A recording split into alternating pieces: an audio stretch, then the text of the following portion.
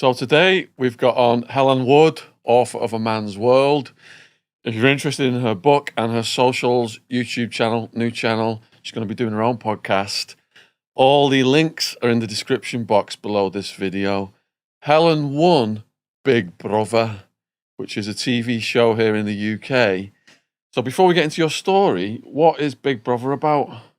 Big Brother is a top and bottom of it is a social experiment. So best way to describe it is, I always say to people, it's like being a rat in a laboratory, and they kind of literally, and people actually thought I was a rat, but they like put you in, so you're in a house and you basically tested on it. It's a social experiment. They do things to the producers do things to wind you up. They do things to test your patience. You have a budget as well, like a shopping budget. So, and if you don't win a task, you're on chickpeas for like a week. Yeah, it's a social experiment. Can you leave the house? No, it's literally like, There's fire exits everywhere, and there's a diary room, and you are told that you can leave at any point if you wanted to. Hence why I've never understood why people climb over walls. But we'll get onto that in a bit. Yeah, so there is like 12 fire exits, and you can leave if you wanted to, but no, you're completely cut off from the real world. It's amazing. Yeah. Like, you've no phone, you've no contact with the outside world at all whatsoever. Whereas a lot of other reality shows and game shows like that, they can actually talk to the real world. No, it's not. You don't get it. Or unless you're a celebrity. Celebrities get different perks because obviously they're different people. When you say celebrity, so like say like Paddy's been on any the King of the Gypsies. Yeah. So would he be able to leave if you needed to? They get special treatment. They get they can kind of, through the grapevine, I've heard this anyway, and I have spoken to celebrities that have been on there. I say celebrity like very lightly. And they can, they just get different things. Like they don't really get put on rations because they're celebrities. But he would be able to leave and then probably walk back in. Whereas if someone in the civilian, I think they called it, civilian. That's bullshit, that though, isn't it? They should be able to get treated. You go on the show. It's so annoying. It was really annoying. I mean, there was, for me, like, going on there, you're equal, everyone's the same, and you deal with the same thing. But I went on twice. I went back on in 2015, huge mistake. So I won in 2014. Everything was absolutely great. And then I went back on the year after, not so great. I got put in a house with a bunch of dunces with no personality whatsoever. So I was climbing the walls because all these people were just dying to be famous. So they were so scared of saying anything, and they were proper working the camera. So they never gave out opinions in case, the public disliked what they said. They were just caught. They were all like, "Oh, let's all be happy and positive and fuck up." It was really annoying. But there was one girl that was on when I was on, and we went back on called The Legends, which cringed me to death. But one of the girls that I went back on with actually took this word really seriously, that she was a legend, like actually saw herself as like a Marilyn Monroe kind of figure or something. It was so embarrassing. And like I said, like, you're not allowed to eat if you fail the tasks. And she said she was lactose intolerant, right? So lactose intolerant, I think we're all in agreement, means no dairy at all. Yeah. So anyway, we were on this chickpea diet and this box arrived. And I was like, what's in this box? So I'm looking in it, and everyone's shying around this girl because she just cries over anything. And everyone's like, oh, it's Nikki's box. And I was like, it's got chocolate in it. She's lactose intolerant. So I pulled it. So I got called a bully for this because I was like, I thought you were lactose intolerant. And she was like, I can only eat some things. I went, that's like me saying I'm vegetarian, but I eat cattle on a Monday. What are you on about? There's no such thing. Like, you got bars in your bag, for God's sake. Oh, so annoying. So, like, how sensitive like the UK public have gone, like, it's ridiculous. You can't say anything without somebody saying it meant this, it meant that, you're a bully, you know, you're trying to break someone's self-esteem. It's like, well, not really. I'm just stating a fact that they're a knob and they've done something wrong and that doesn't make sense. That's not bullying somebody. But even if you say it to a white person and you say exactly the same things to a black person, you're a racist. You're a racist. That's pathetic. You know are. what I mean? I know. Well, I got branded a racist because of that show because, you know, as I said about the fire exits. Yeah. So I got into massive, like, a massive ding-dong with a guy that was in there who happens to be black. I don't care if he's black, blue, polka dot, all the colours of the rainbow. He was a tosser, no matter what colour he was. Yeah. And he made a beeline for me. I'm not really a huggy kind of person. I don't like being touched. I don't like people invading my personal space. And he made a point of constantly doing it. Like, I don't even hug my best friend and stuff. I hate all that, like, oh, I love you and all this shit. Like, no, just stay there and whatever, we can talk. And he knew what he was doing. He worked the public, very clever. So I was like sat one day putting my makeup on and he walked in the room and he was like, can I have a hug? I was on my own. He went, can I have a hug? I went, no. But all this, imagine this, the public watching. I went, no. And he was like, oh, you're such a nice queen. Just give me a hug. And I went, I don't want to hug you. So all that being played to the public was like, why is she so cold? Yeah, but I don't want to hug you. I don't like you. So why would I want to hug you anyway? And anyway, it just ended up in a bit of a disaster. He turned around and said that I would, so we were doing a task and he said that I would marry for money, which is fine, whatever. I wouldn't marry for money, by the way, but... I would. And I'm married. I wouldn't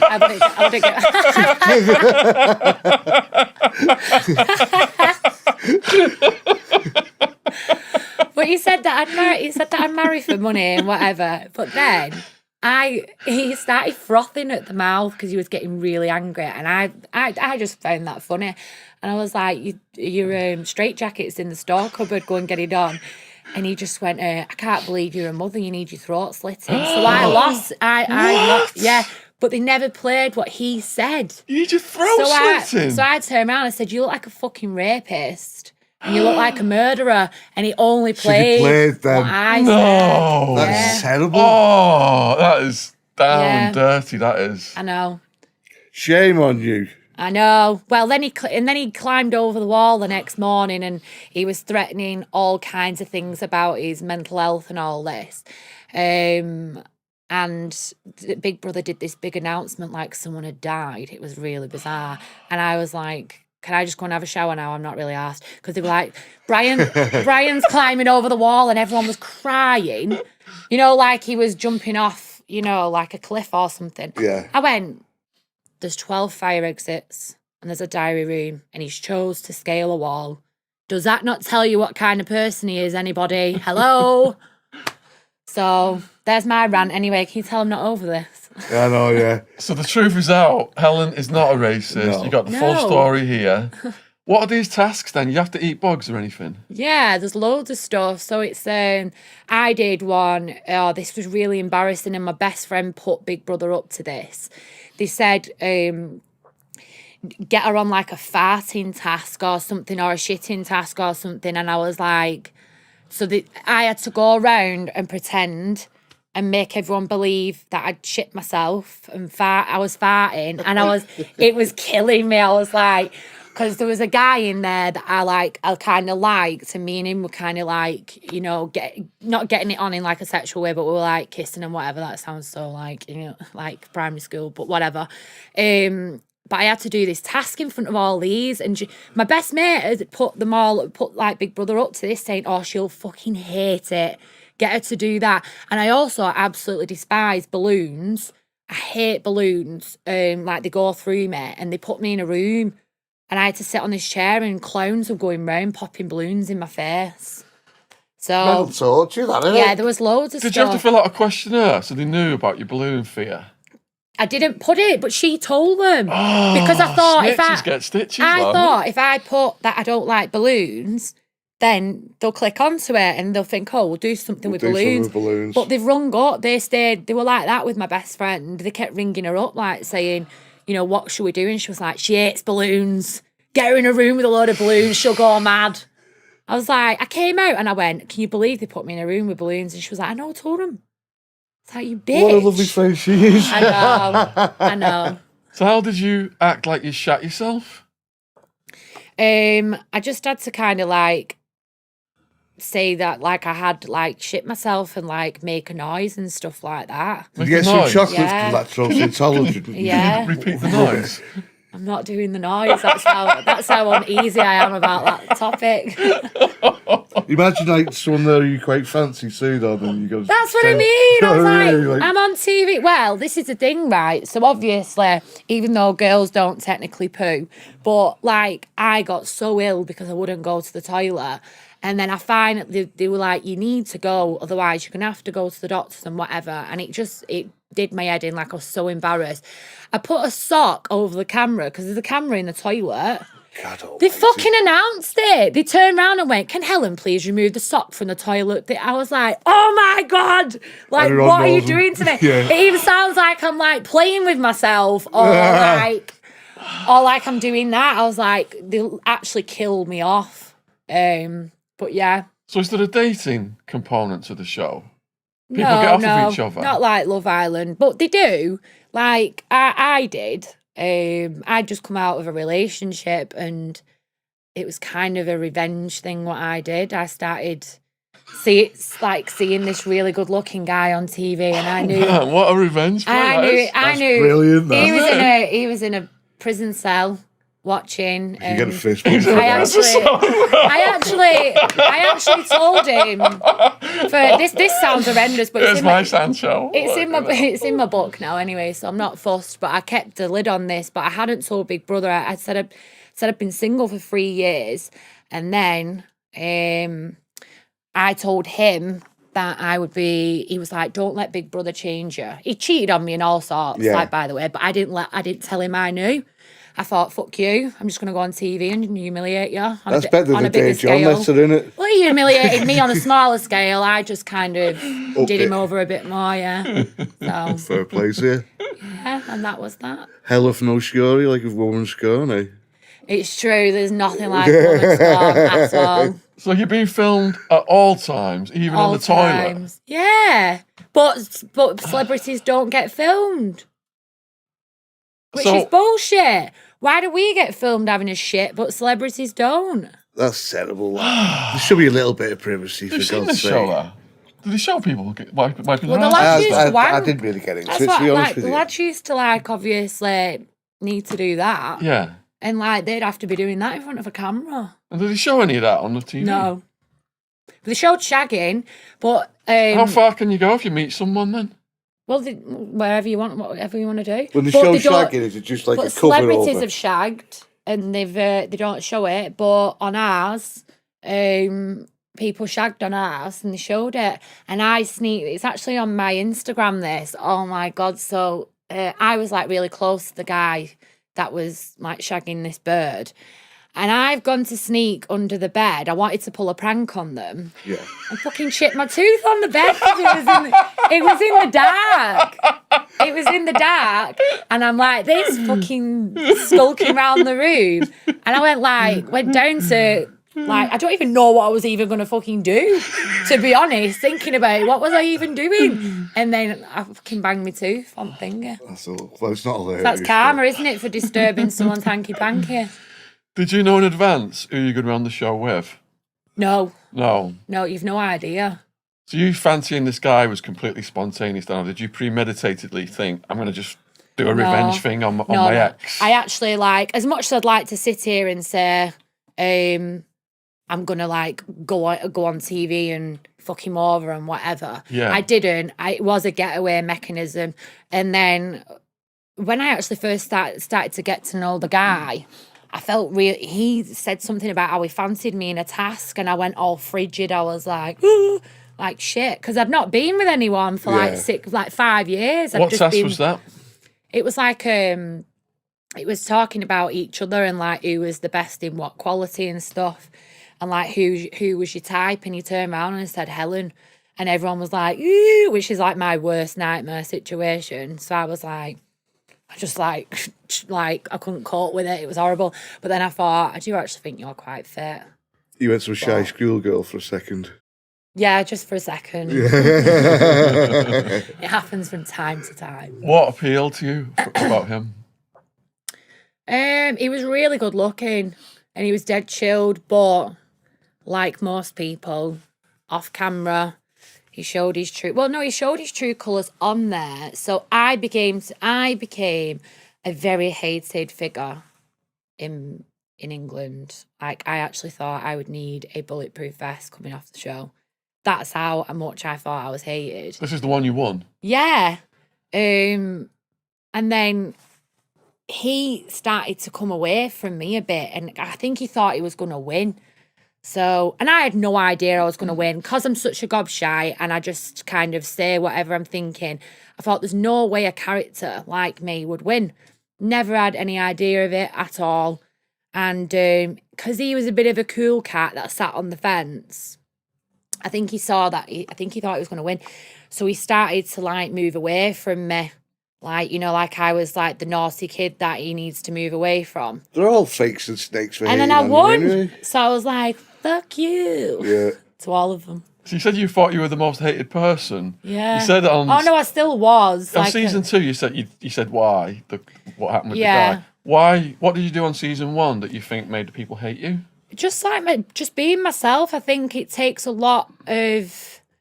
If you're a sensitive person and you don't have the ability to kind of look beyond why someone's a certain way, then you really would not like me as a person. And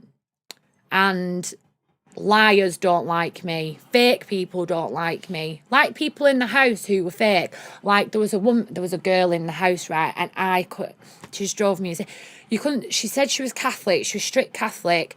You weren't allowed to swear around her. You were absolutely not allowed to talk about sex. And I thought, fuck you. We're on an adult show. If I want to talk about shagging and I want to talk about getting pissed or whatever, and I want to swear, I'm doing it all regardless of you. Like, Yeah. And everyone was, so we'd all be having a drink. She wouldn't drink, of course. And everyone was like, oh, Helen, just Danielle's there. And I was like, I don't give a fuck. I don't care. Don't come on an adult show if you've got a problem with talking about adult topics. You're just being real, aren't you? Yeah, like, why are you on here? But it was all fake. So she slipped up one night. She'd had a drink. And she started acting proper slutty towards one of the guys in there. And I thought, you're a sly slag on the sly. Yeah. Yeah, you're the worst kind of slag. Instead of just admitting that you like a bit of sex and whatever else, you're actually sly. You're proper sly about it, and Do you it on make the it. down low. Yeah. Anyway, it was fantastic. This was a fucking great day that I'll never ever forget. So she was acting all like that, and I was saying, do you know what? She's a horny bitch on the sly. She really is. It's all fake. And we did a task called Truth or Lie. And this was, whereas I couldn't give a shit. So we sat there and I thought, they've come in and it's all about, all the researchers have gone finding stuff out about you. Why would you go on a show if you had secrets that could come out? You wouldn't do it, would you? If you had a brain. And obviously everyone knew everything about me anyway. So I thought, I don't have any secrets. I'm not asked. If anything comes out, it's a lie. So I was sat there like quite comfortable. And her turn comes round. Is it true that Danielle is part of a adult's work, something or other, something to do with stripping and men's entertainment?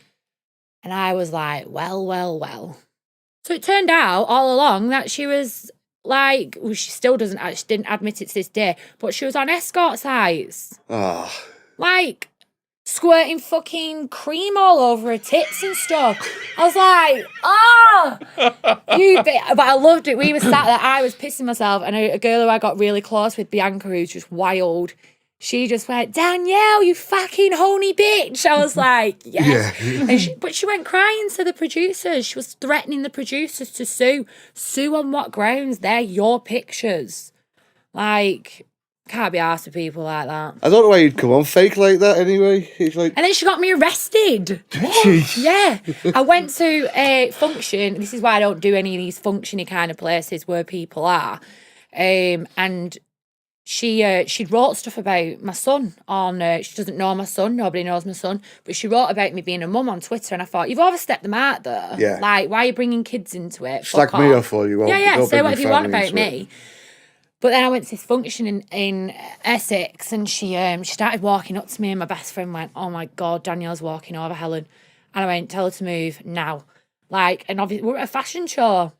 And she just went, I thought it'd be nice to come over and say hello. I went, "Oh, did you?" And I just like doused her with my drink, grabbed hers, and I went, "I'll have that before you can do it to me," and threw it over her. She fell on the floor and grabbed her face and told the bouncers I'd thrown acid in her face. Oh, Because I always carry like a spare vial of acid around in my bag with me. as you do. So I got like nearly my arm broke getting dragged out of this place, and then I got arrested. But it wasn't too bad because the police liked me. They got me a pasty and a hot chocolate. So, they clearly knew she was a dick. They must have watched the show. So do you think that there's been a backlash against political correctness now, and people are down to earth, keeping it real like you, sharp-witted, charismatic? That's why I love podcasts. That's why I think they're the way to go. Because do you know what? Keep your TV programmes, keep your fake reality shows that are all scripted for snowflakes. Yeah, keep it real. Keep it. If that's what they want, then fine. But I love the idea of the podcast. For me, it's still a very new thing, like coming on something like this. But I love it because you can just sit there, and at the end of the day, if someone's watching this and they don't like what I'm saying, they're clearly just going to turn it off. They're not going to start ringing fucking people. They're not going to start trying to ring you to complain about me. They're just going to turn me off and write a comment saying, "I didn't like her. Who's next?" We do have a department of complaints, and the head of the Oh, department God. of complaints, if you do want to launch a complaint, the head of the department of complaints is wild, man. How many warnings do I get? Oh, you can have as many as you want. It's the people that will be watching. If they complain. I'd like to give a big shout out to James English. Done a lot of work with him. My podcast brother. I am going to put the link in the description box below this video to the podcast that Helen did with James English. So I urge you to watch that one as well as this one, and go over and subscribe to James English's channel. So still on Big Bro a little bit, because I'm fascinated by this. I've never seen it. I know, I don't watch it. It's weird. Everyone says, "Sorry, I didn't watch it." And I've watched a little bit here and there, but I Yeah. can't watch a full series of it.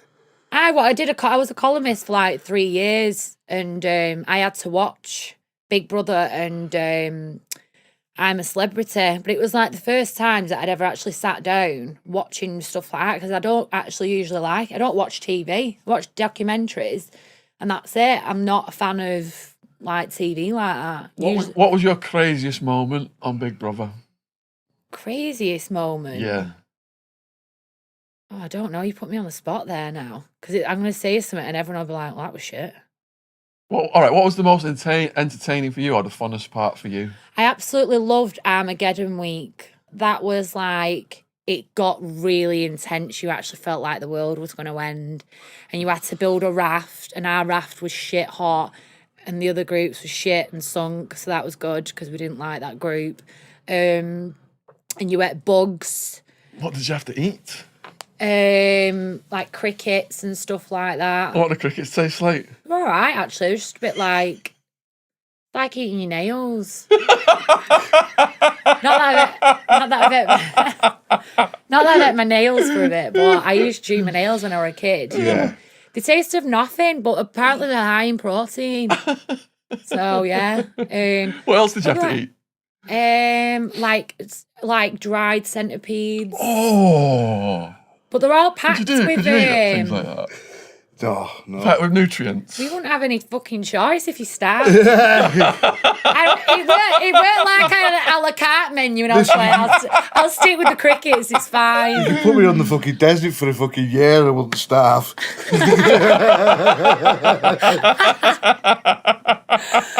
No, I can't really remember what else. But yeah, Armageddon was a good week. This sounds really cheesy, but the whole experience from start to finish was just absolutely. Well, I did a fake eviction, it was so clever what they did, because I was very, very liked. I was very hated from the public. There was absolutely no in between, which is what I like anyway. I don't really want to be an in between kind of character. And they did a fake eviction. They threw me out. So this was probably one of the best moments because they put me in a house on my own. And I sat there and I watched all of the housemates sitting there going, well, because they didn't let me go through the diary room. They just took me through the side. I went through the diary room, but I didn't go out to the public or anything. Anyway, I watched them all slagging me off. And then they were all sat there going, well, it was probably for the best that they did it like this for her own safety. And I was just sat there. I had loads of munch. I was like, you fucking dickheads. I'm coming back. I'm sat in the next room. And then I walked back in a few days later. And this is when it turned round. I'd actually got time to digest what I'd seen being said about me and get the fuck over it. Whereas if I'd been in the house and someone had been saying it to my face, I'd have been like, rah, like clashing with them. Couldn't you bring it back up though? I brought some of it back up, but I actually was the bigger person. I walked in. I'd watched this girl try and basically really manipulate my character, which was really difficult to watch because I'm not being funny. I've got enough bad qualities that are real without you actually making stuff up and trying to frame someone. Yeah. That's wrong. And I watched what she was doing. I thought, you're a clever bitch, what you're doing. You really are working the public here, saying these things. And then I walked back out and I just said, can I speak to you? This was a couple of days, this is a few days after I'd come in. And I thought, do you know what? You're 19 or whatever she was. And I said, I wish you all the best. And I genuinely meant it. I thought, you're a kid and you've just sat there trying to basically tear another girl down with bullshit. If it was the truth, fine, and I'd accept it. But she actually lied about a lot of stuff that had happened. Which she couldn't do it to your face, though. So she didn't say any of this to my face. Like, not because... And this is what bugged me a lot of the time. And I got all the newspaper clippings when I came out. And it was like, such a body stood up to Helen. And I was like... What do you mean stood up to me? Like, I didn't go around picking fights. I just said my opinion and people argued and I argued back. That's not standing up to me. No. That is that I had a different opinion to the most of the room. Not that no one voiced anything. Like I said this the other day in an interview. There was an extra 15 grand that could have been won, right? You're bored in a house all day. So that was really... I'm not being funny, but if someone said, do you want to win 15 grand now and I've got a lot to do, I'd fucking try and win it. But when you're bored in a house, I was like... A few of us were like putting our all into winning this task and there was 3 of them who, I'm not being funny, like, they don't really have... I don't think they had much money on the outside like the rest of us. And they all sat there and I just... Like, everyone thought it, but there was only me that said it. Go 5 and they grand went, each. we're not... No, they went, oh, no, not even that. They went... We've decided we're not going to take part in this task because we think that the money should go to charity. And I sat there, and the fucking clip that got played of me, I could have died, was me. This is what they put for the trailer for the show. Me going, fuck charity. And I was like, it begins at home. but the thing is, I give money to charity. I'm not going to sit here and start trying to be like Mother Teresa. I'm not going to give them 15 fucking grand though. 15 grand, fuck off. Like, Yeah. I give money to donkeys. I sponsor a sheep that nearly got slaughtered. I sponsor, like, other people and whatever. I'm not going into that because it's no one else's business. That's my point. I thought, you absolute... And I lost it. I went, oh, fuck off. And they were like, I beg your pardon. One of the lads went... I beg your pardon, Helen. I went, you're so fucking transparent. I went, working the cameras. Oh, let's all put it towards charity so it scores you brownie points. You're so fucking see-through. But everyone else was just going, right, Helen, just leave it. And I was like, no, they fucking pissed me off. But again, on the outside, people who aren't bloody fickle could see what I saw. Yeah. But other people were like, you were just disgusting. Like how you spoke to those people. And I was like, well, I weren't because it was fake as fuck. Any normal person, any working class normal person would not be given 15 Alan grand to Sugar, charity. I'm not being funny, but if he went on Big Brother, would not sit there and say, he'd challenge it, he'd do the task to win the 15 grand even though he doesn't need it. Yeah. He might give it them afterwards. But the fact that they sat there saying, we're not going to participate because it should go to charity, I thought, even the producers would have been sat there going, you bunch of fannies, shut up. Like, Stop trying to impress the public and just be yourself. If anything, if there's 3 of us, I'd have gone $5,000 each. Well, no, there was, because obviously there was a few of us in the house, but this was the question: who would take the 15 grand for themselves? So we all went up into the diary room and got asked. Well, no, about 4 of us did. We got offered the money. They asked if we'd take the 15 grand, and everyone took it dead seriously. And I went no. Like only a few of us said no, and then they released it all at the end. Like they released like what everyone had said, which caused like massive, because everyone thought I would have said yeah. And I was like, no, I wouldn't do that to anyone. Even though I don't like half of the house, I wouldn't do that. Are there any other characters that you've not mentioned that you bumped heads with a lot? I bumped heads with nearly every single person in the fucking house. Like, seriously. Any big don't drama? hold anything against them, though. Any big drama-filled scenes? Yeah, loads. The whole thing? Tons. How long were you in the house with them for? 3 months. That's a long time, isn't it? 3 solid months. But I don't, like I said, I don't hold anything against any of them. It was an experience. And here's the thing, I went on twice, and there was both times were very, very different. So the first time I went on, granted I didn't get on with probably 60% of the house, they were still all very interesting people with very individual characteristics. Yeah. So do you know what? It was still an experience. Whereas the second time I went on, total different ball game. This was a house full of people who were dying to be famous, except from one guy, Mark O'Neill, who's from Dublin, who me and him just like literally went like that, and we're still like that now. Well, you know what like Dubliners are like anyway. He just absolutely terrorised the house. Had a good crack. It was brilliant. It was great. But then we got seen as, what did they call us now? They actually called us something as a team. They said like we bullied people together, and it was like, that's not bullying. It's not. It's just these people are very boring, and they've got to say something though to make it sound better, haven't they, in a way? Even if it's lies, you know what I mean? Yeah. Yeah, but that was the difference. Mine was the last proper big brother, like proper blowing my own trumpet here, but whatever. But ours was the last, the one that I won was the last true big brother after that, because I was like really complained about. So the contestants they got on the year after, they really brought it all down with the personalities, and it was just shit. That's why they got me on the second time, because the viewing went like that. Down. Yeah. Don't you get like people clicking up, like little groups clicking up against one another?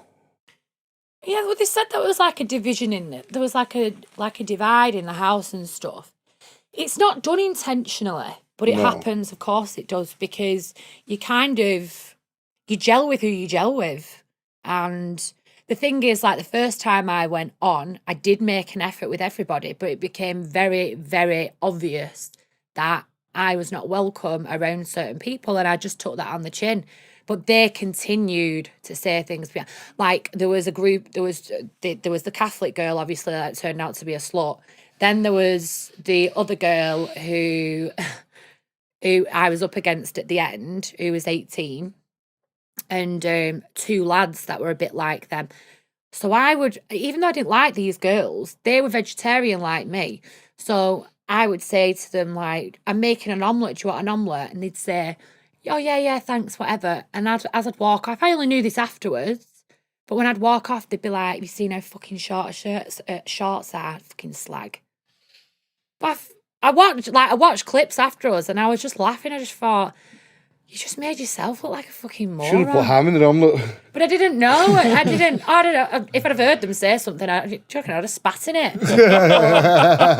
But no, we did loads of stuff. Like this guy like said something to me, and I put again, this was like bullying as well.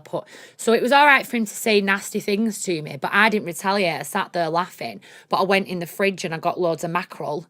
And when all the lights had gone off at night, I put mackerel in all of his shoes. And again, that was like, oh, you're a bully.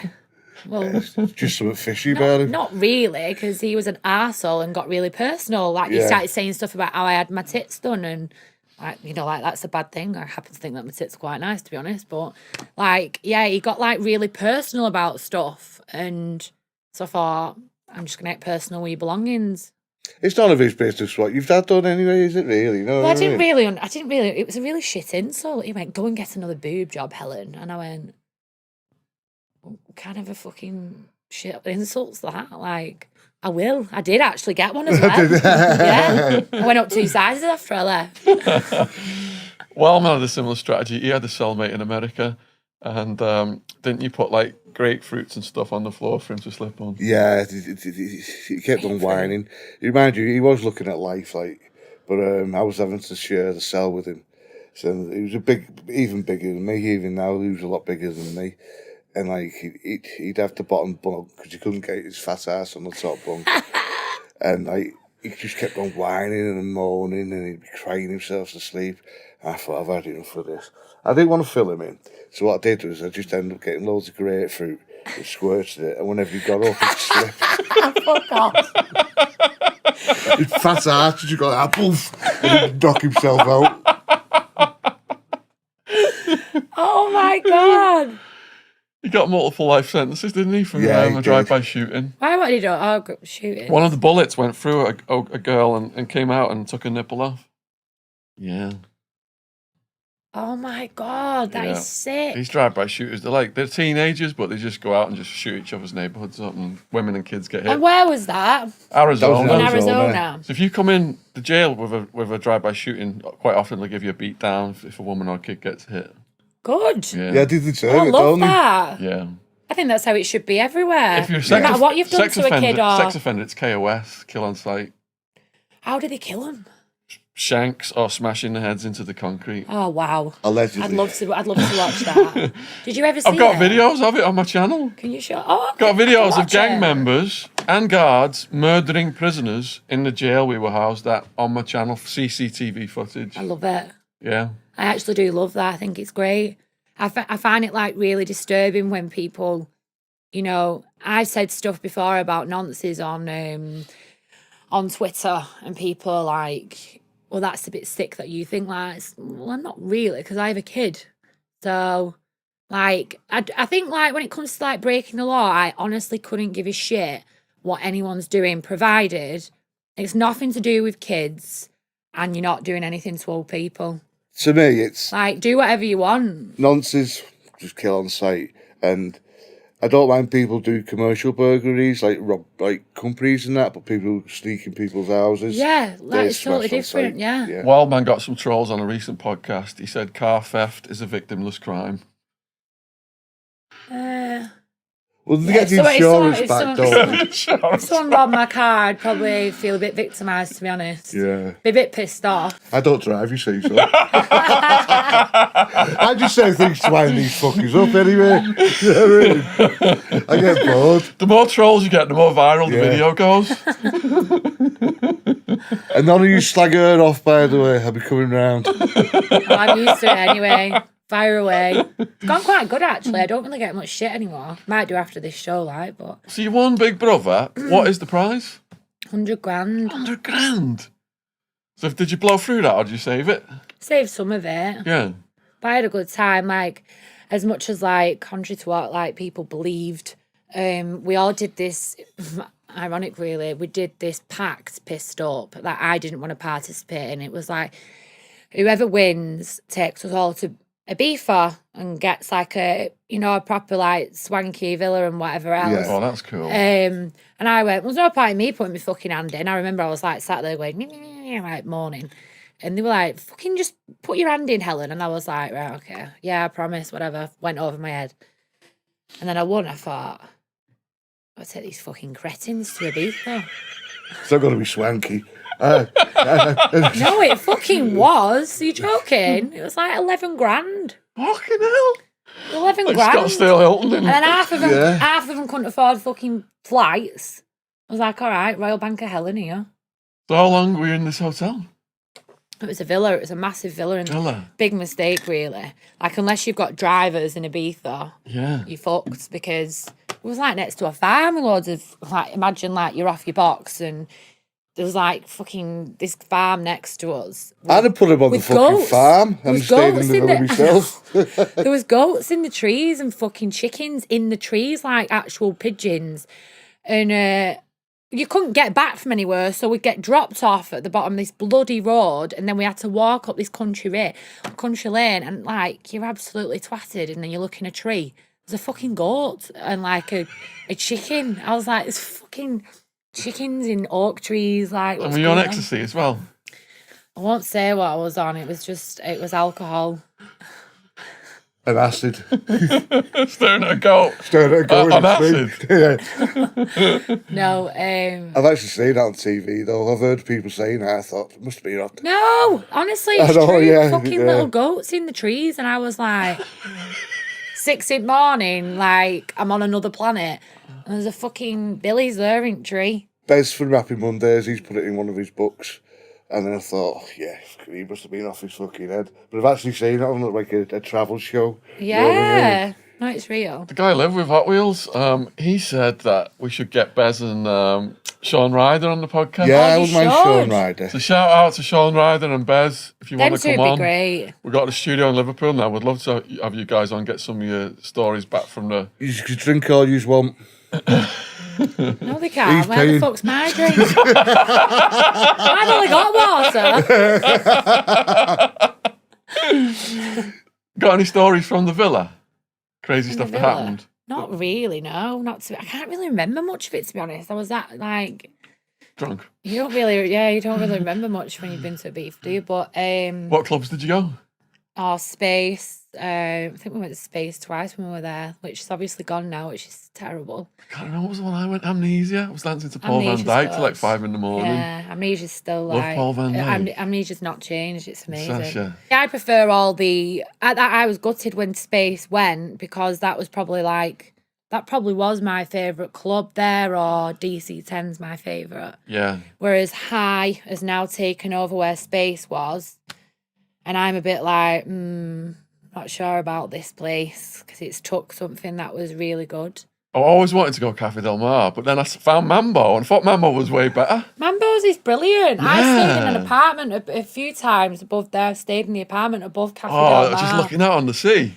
Yeah, gorgeous, it's isn't it? so nice to like Yeah. just watch everybody like partying like down at Mambo's. Mambo's is great. It's like the best experience. Like if you've not been to Ibiza and you go in, like I'm proper trying to sell Ibiza now, but do the Mambo's experience. But fuck the whole going paying £200 for a meal. Go down. The best thing I've ever done, especially when you're on a bit of a come down as well. Go down on the rocks with like some Coronas and stuff, and it's mint. Yeah. It's brilliant. And then they play like Pavarotti and all that kind of stuff. Like, Or eat where the locals eat, really. what? Eat where the locals eat, where they're not paying like 200 quid for Yeah, a meal. yeah. I haven't been. I'd be though. I wanted to go, but I wouldn't pay not 20 quid for a bottle of water and shit. It's not like that. Like, so where Cafe Del Mar is, around there, that's where a lot of the locals eat in the restaurant. There's a restaurant, right. around there called Rita. Now that's like English prices. In fact, some of it's cheaper. But around that area, generally is more for Ibizans. Yeah. So it's cheaper. But then you move on to the other side. It's the clubs. Ah. The clubs are bastards. Like, and they look at you like shit because you wait for your change. Yeah, of course. Like, James. you give them fucking like €20 for a bottle of €12 water, and they stand there like going, and I'm like, yeah, I'm not that off my head. I want my change. Hello, cheeky bastards. What DJs do you prefer? We like Sasha, more like John Mellow the Dewey, Trancy, Paul Handbag Oakenfold. House. Probably like Martinez Brothers, Loco Dice, Cal Cox. Yeah, Pete- Carl Cox. We grew Pete up on Carl Tong. Cox. Love Tongue. Yeah. We were listening to Tongue on the way He here. was insane. Yeah. So I was there last Sunday, and that was oh god, it was just so good. It's the one where he does it with the live orchestra. Have you seen that? Yeah, I've seen Oh, it. I'd love I've to go not and see been. that. I've not actually been like there, like physically, but I have seen it like on YouTube and on his thingy on Instagram and stuff. Yeah, can't go wrong with Tongue. Anything like that. Yeah. Anything deep house and techno is like my favourite. Yeah. And like old music. Anything modern, I'm like, no. Like No, I I don't hate like- pop. I hate garage. Garage should be fucking boycotted. It's the worst music ever. But yeah, Can you dance to Jungle? it's a jungle. Yeah, it's hard, that beat. I can't move to Jungle very well. I don't think I've ever tried. I don't. No, I have actually been somewhere that played jungle in London. I probably thought I could dance, but probably look like a twat. But I always do at raves. I just sit in the corner fucking sledging. He says that. I've been in the Crowbar, a gay bar we used to go a lot in Arizona. It was yellow construction hat night. Wildman was right up there with all these hip grinding hunks surrounding him. Why not?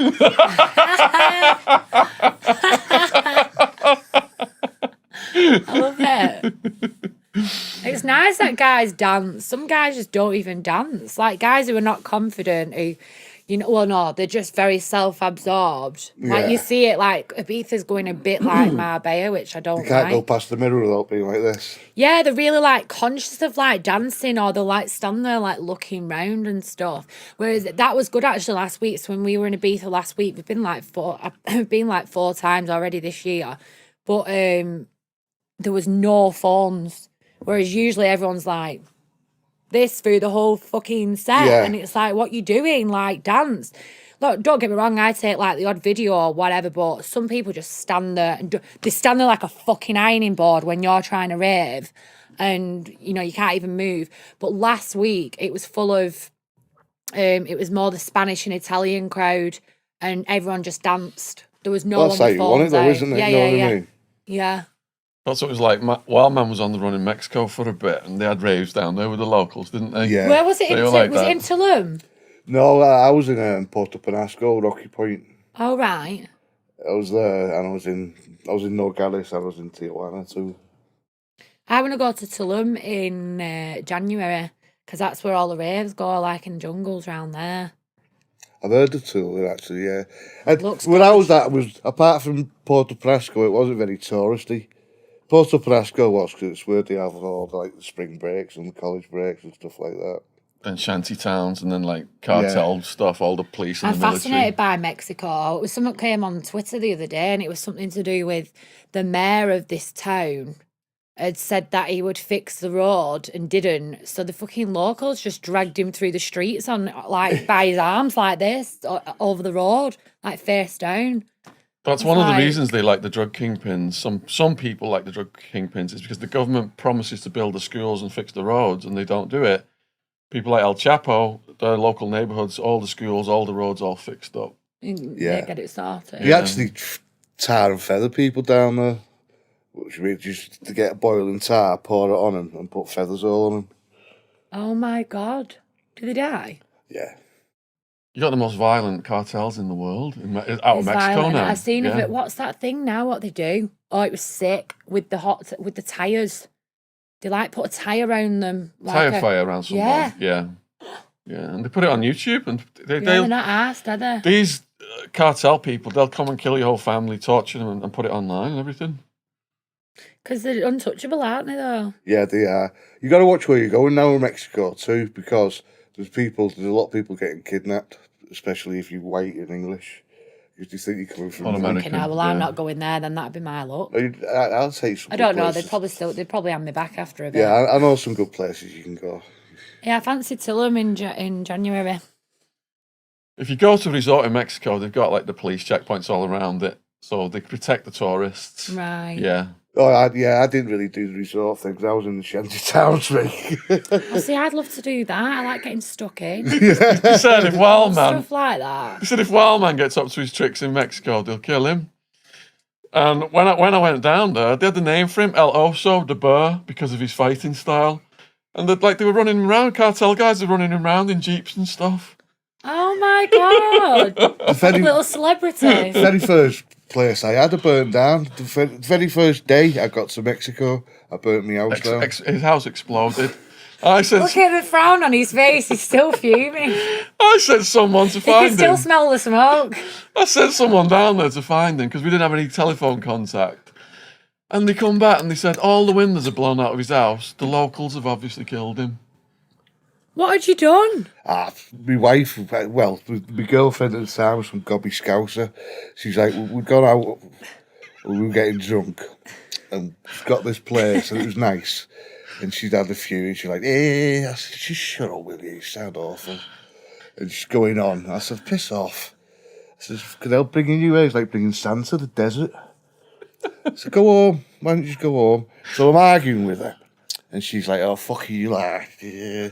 I said, oh, go fucking chew a break. And we were just arguing. So we carried on drinking, and then we were all right for a bit then.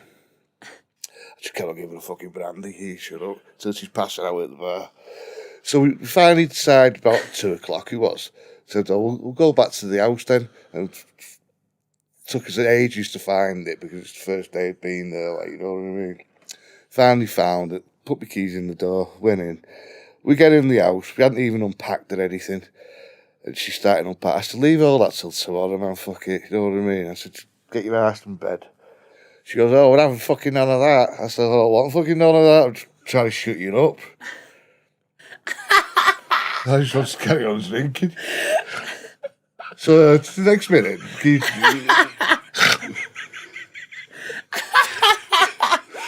I don't want none of that. This isn't an isolated incident. This is Wildman's whole life. It's like this. Oh my God. so we get into an argument as per, and she gets, oh, that's it. She's stop smoking in the house. I said, piss off. So I spoke wherever fucking hell I want, and I threw the flag at her like that.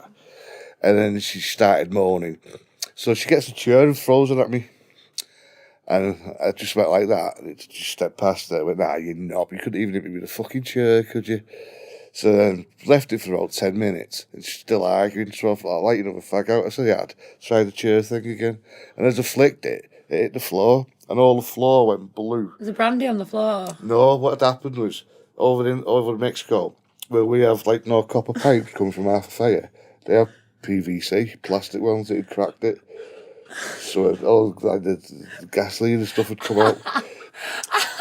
Fuck off! You couldn't even write that shit. His first day in his nice house in Mexico. The whole floor went blue. Blown the fuck up. And then the full windows went pop, pop, windows pop. What did she do?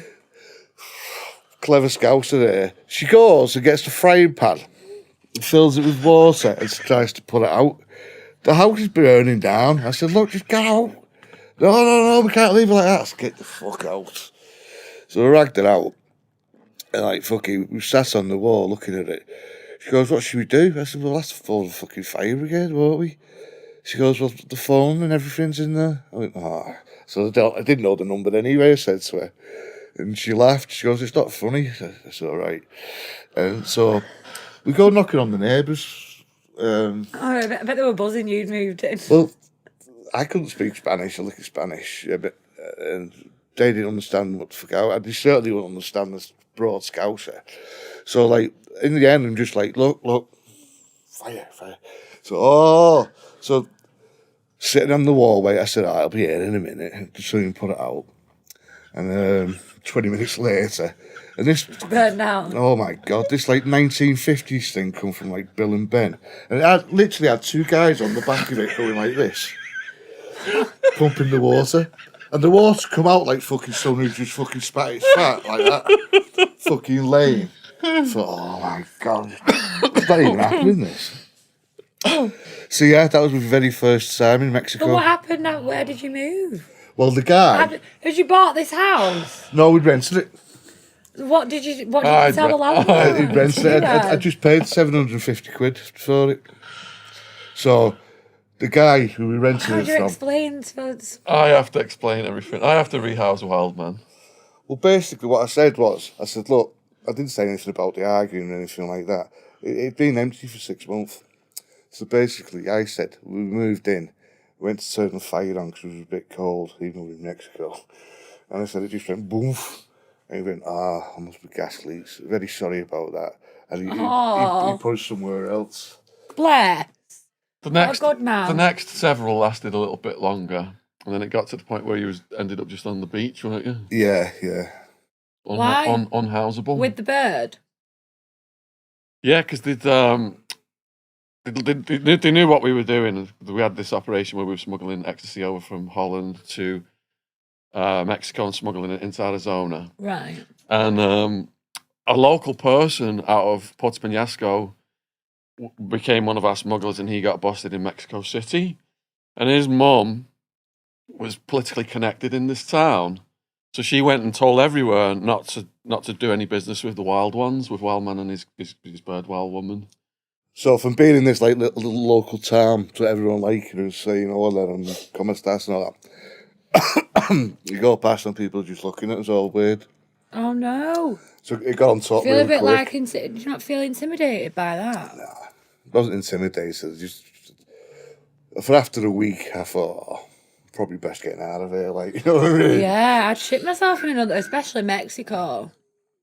Well, that's what they said. They'd kill Wildman, but Wildman ends up running the place. There was a point where a guy had sold Wildman a fake crack rock. Wildman's like, take me to this guy now, take me to this guy now. And I was like, look, we've got like 50,000 ecstasy pills coming.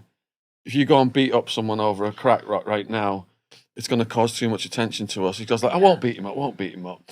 So drive by, and the guy stood right next to the police talking to a policeman.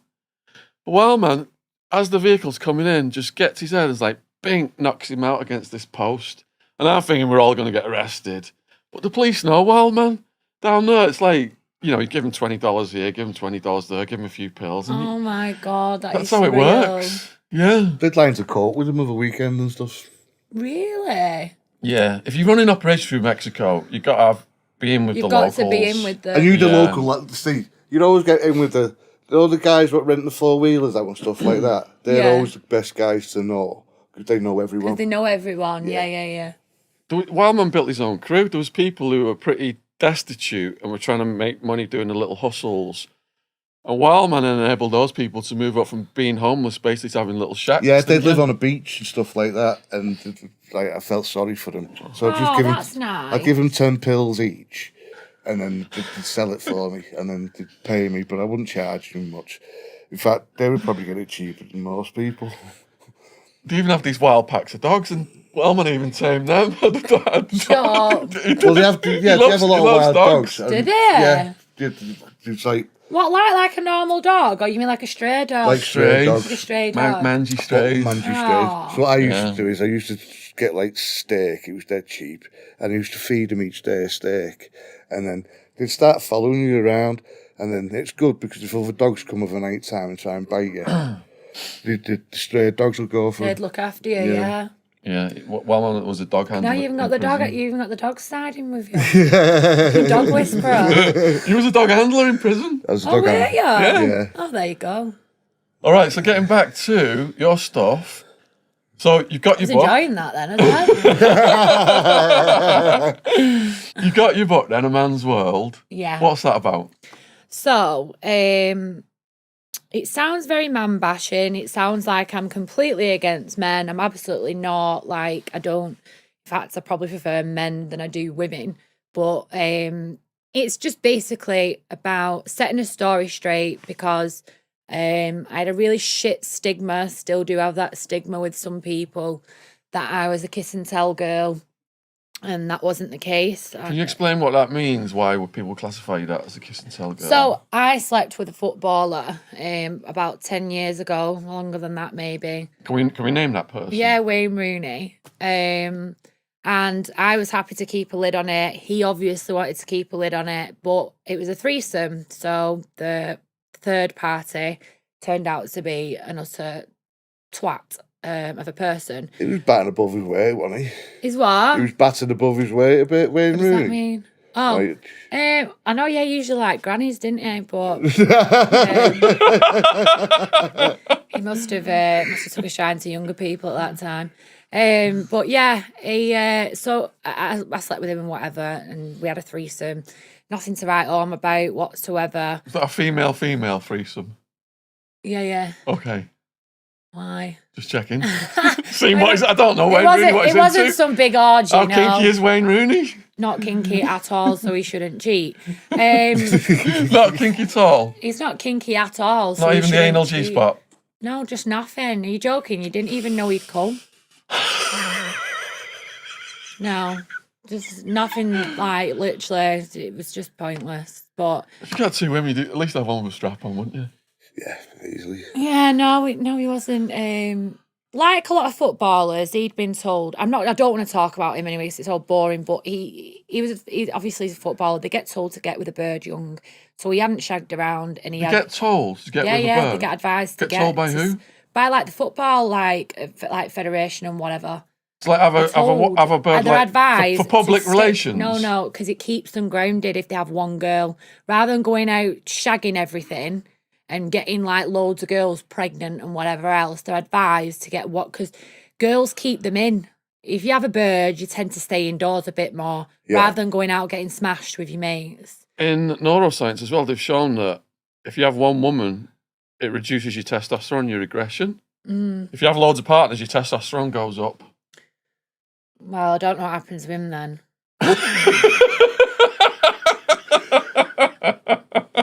He must have grew it out of his wig. We're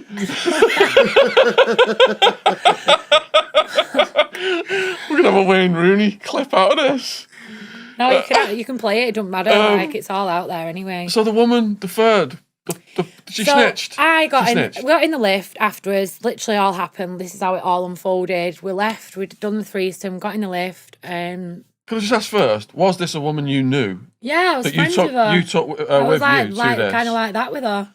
So how did he arrange this through you or through her? So it was more like through her. Like we'd met him on a night out, and then we'd suggested it and whatever. Well, he kind of suggested it, and then he messaged us, and me and her were in San Carlo like the week later, and he was like, "What are you two up to?" And we were like, "Well, we're in Manchester," and he said, "Come over, I'm in the Lowry." So that all happened. But I got in the lift afterwards and I just said to her, like you would do, this can't get out. Like, no one can find out. Like, what I said to her, this can't get out. No one can find out what I do for a living. Yeah. Because I was working at the time. I was escorting. So it was paid. Like, he paid us and stuff. Anyway, I could just tell. You know, when you just know straight away, you've literally just fucking ballsed your life up. I just knew from her reaction. She was like this on her phone, couldn't look at me. She was like, babe, just calm down. I won't say anything. Like, it's fine. And I felt sick. I thought, I know straight away what you're going to do. So I distanced myself from her. And then a few people found out round in my area. It's either the newspapers or the best mate, isn't it? Yeah. But, so about 3 times the papers came to me after it. So by this point, I completely cut her off because I'd met someone, I'd stopped escorting and I'd met somebody. So I didn't want him to kind of know about any of this kind of shit that had gone on. And so the papers got in touch with me a few times. I brushed them off and they listened. And then it was exactly about a year later that the News of the World had, were in touch with her. But the stupid, thick bitch that she is, she told both the News of the World and the Sun and fucked herself up. So instead of making what she could have made almost $1 million, she made 2 80 shite grand. papers, by the way. Well, Yeah, yeah, I wipe know. me arse on. She could have made $1 million and she got paid 80 grand. 80 grand because she told What? 2 newspapers. 80 grand? You would have got. So when I finally got in touch with Max Clifford, asked me to come down. So let me just finish this bit off because this is why I'm going back to Almost as your much as point the Big about the kiss Brother and tell. winnings. I know, but going back to your question about the kiss and tell stigma, so she sold a story, didn't tell me she'd sold it, and fucked off to Marbella, and left me with all this. So I then found out that she didn't even have to give my name.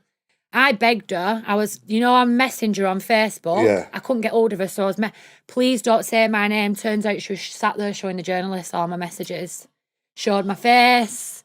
And News of the World offered her an extra 10 grand or 15 grand for my name. And she just sat there and then she got out Facebook. She was like, this is her. Well, how the hell are Showed her you the kiss everything. and tell then? Thank you. Did you even get any of that money? So off her? this is what happened. I literally hit rock bottom, virtually suicidal, couldn't come out of I went to my best mate, I went to one of my friends' houses, a guy where, he was in the middle of nowhere and I stayed in his spare room. I couldn't come out the spare room. I literally was ill.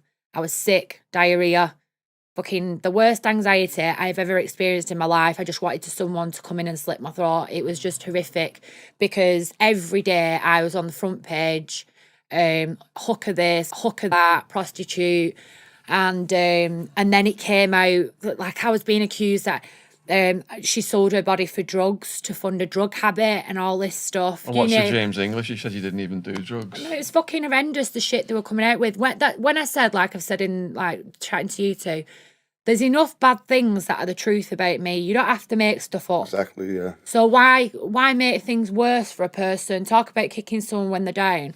And that's all that happened with that. But So on the Saturday, my friend, who I'm really, really grateful for to this day, but he came in the room, I'd literally not left the bed, not eaten a thing, and he went, you need to fucking pull yourself together and stop feeling sorry for yourself because you've got a kid there, you've got no money because no fucker's going to employ you because of what the papers are saying, you need to sell your version of what's happened. He went, you're losing money every day, Helen. He went, wallowing in self-pity is not going to get you anywhere.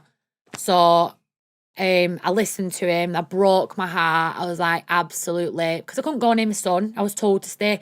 Don't go near your son because the press will chase you. They're outside my son's school. Everything. Oh my God, that's horrendous. It was awful. So I didn't see my son for like 2.5 weeks, something like that. I think that's what probably really got you. It killed me. You wouldn't have been asked about what gobshite papers say stuff It about was, you. yeah, it was that. Like everyone else. It was the your guilt. family. Do you know what? If I'd not had, I didn't give a shit about my family. I've never given a shit about my family. But my son was like, because that's what did me head in. Everyone, because obviously it came out that I'd been a brass and whatever, and everyone was like, because I'd come from this, they thought, nice background, because my house was nice where I grew up and stuff. I ran away from home at like 14. Like I moved out when I was 15 because of what was going on at home.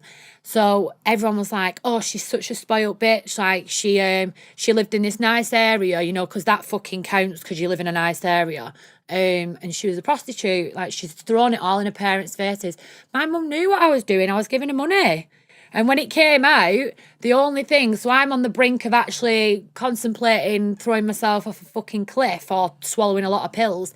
And she rang me and she just went, don't you fucking tell anyone what that I've known about this, do you understand? And put the phone down. That's the only contact I had from her. Could be a bit more concerning. Like, yeah, it was just like, so when people were like, not much moral support. What you've done really. to your parents, I was like, you literally haven't got a clue, you fucking idiots. Like, shut up, you don't know what you're talking about. But that killed me. Like, when I went to go and see my son, I was told to so I had to go and get stuff from mine to take down to where he was staying, and he just didn't have a clue. And I just clung on to him crying, and I was like, I just looked at his face and I thought, I've ruined this kid's life. Like, everyone's going to know what his mum's done. I mean, it's not even happened. That's not happened. And thank God, touch wood, he's got some great friends in his life that have always got his back. And he's very resilient. He's the most calmest, like, chilled kid ever, like. And he's very, very witty. He's very sharp with his mouth. So when someone else said something to him, he's very quick to come back with something. But he's not violent. He doesn't want to. He's not the type of person that get like in like fights and stuff over it. I went, don't stick up for me ever. I went, just fucking let it go over your head. And when someone else said stuff to him, he's literally just gone, if you don't like my mum, go and tell her. That's what he does. And I'm like, just always be like that. It's not worth it. I said, that's what they want you to do. The son's fucking laying paper anyway, isn't it? That was has been. All these main ones, they want to sensationalise shit. Well, the book, the son were the ones that wanted to do my sterilisation. And because I didn't do it with them, I didn't do it, well, no other paper wanted really to do it, and I weren't going to do it for free. The Daily Mail did me a really good coverage, but I wouldn't do it with the Sun. And because of that, they literally just went to town on me, like saying all kinds of shit again, brought up the whole how vile it is that I'd come from this, this lovely background and all this, and then turned into a prostitute. Like all I've ever, I was like, how, I said to the agent, sorry, not the agent, the publisher, obviously they're all about money. The Sun are the biggest payers. Yeah. And I said, it would literally be like selling my soul to the devil. Like, I've already fucked up when it's come to trusting people in the past. I went, they've done nothing but been absolutely vile about me. They've lied about me. They've said stuff about me as a mother, and they've always referred to me as a hooker. Why the fuck would I want serialisation? They were offering 17 grand. Do you know what? I'd rather get the 17 grand somewhere else than do that, than sit there and do an interview with people who, do you know what, a few weeks later would have just again told me, you arsehole, and called me all the names under the sun. It's good that you got that integrity. And they're the prostitutes, really. So I've got several questions on this. What does that mean? Prostitutes. Yeah. They prostitute themselves just to glamorise and sensationalise and lie and sell people out, like Helen. So were you able to sell your side of the story to another paper? Eventually, yeah. So News of the World were the biggest payers, then the Sun, and then the Mirror. And I just said, I'll do it with the Mirror. I'm not doing it with the others. because of what they've said. But then the Mirror screwed me over because I was not at all media savvy. I had no idea how journalists worked. And do you know what? I was fucking ill. I was so sick that week. Like, I wasn't myself. Like, I was like a robot. Like, literally, I was kind of like, I was just existing. And I did this interview so reluctantly. It was fucking awful. Like, the pictures, you can even see, like, in the article how much, like, it was just shit. And they asked me how many men I'd slept with, and I went, I don't know. And they went, well, you must have an idea. I went, no. I said I was an escort. I said, how? I wouldn't know, even though I didn't really do it for that long of a time. I said, I didn't sit there like with a fucking tally chart, knocking them all off. I said, I have no idea. And they said, well, have you slept between like 1 and 50 or more? I said, probably more. And he said, 50 and 500 or something like that. And I went, yeah. Big mistake. I slept with 500 men for £195 and lied about the money and everything. I never said an amount. I never said what I got paid. I told them what I got paid for Rooney, because obviously Gobshite had already said. Yeah. But I didn't go into any of that, and that's what they put.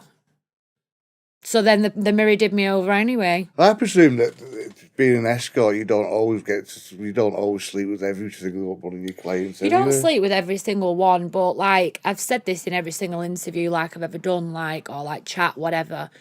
You can't kind of brush over the fact that you are being paid for that service. In the end, that's usually what the man wants. It's the oldest profession in the world, though, isn't it? No, but this is what annoys me about, like, I get more shit from, the two types of people I get shit from, well, mainly women who have never worked, mainly women that are with rich men, but actually don't have any substance themselves and don't have any, they basically don't, they'd be fucked without the men. Yeah, like, well, yeah, a lot of wags obviously had a lot to say about me, but, and the men that have stuff to say, I've seen them on Twitter and I look at them and I think, you look like a fucking brothel creeper. Yeah. Like, you are the type of person who goes and pays a girl for a shag and then you feel really shitty about yourself, so it's the girl's fault. But one of the cheesy ones as well, one of the ones in Camden Town for like a tenner or something. And they're always small. Yeah. They're always like Trench fucking, coat. really small men and, just really weedy or, you can just tell them are like fucking really ugly and stuff. But, yeah, that's usually the kind of people that like give me shit for it. But this is what bugs me, and I've always said this, like, not every single woman, but I think any woman, well, I think most women watching this will be in an agreement with me that most women have prostituted themselves in some way or another. Now, when I say that, I mean, if you're in a job and you want to get to a certain position, women do have that advantage of, this is what bugs me about this whole Me Too thing, which, by the way, is fantastic, but some people have really abused it. Like women complaining that they've sucked a TV producer off and now they're saying they were backed into a corner. Fuck off. You wanted the job, so you sucked him off. You weren't backed into a corner. No. That's not abuse. That's not sexual abuse. What he did was wrong. He's abused his power. He's abused his station. But you've not really been sexually abused. You've not really...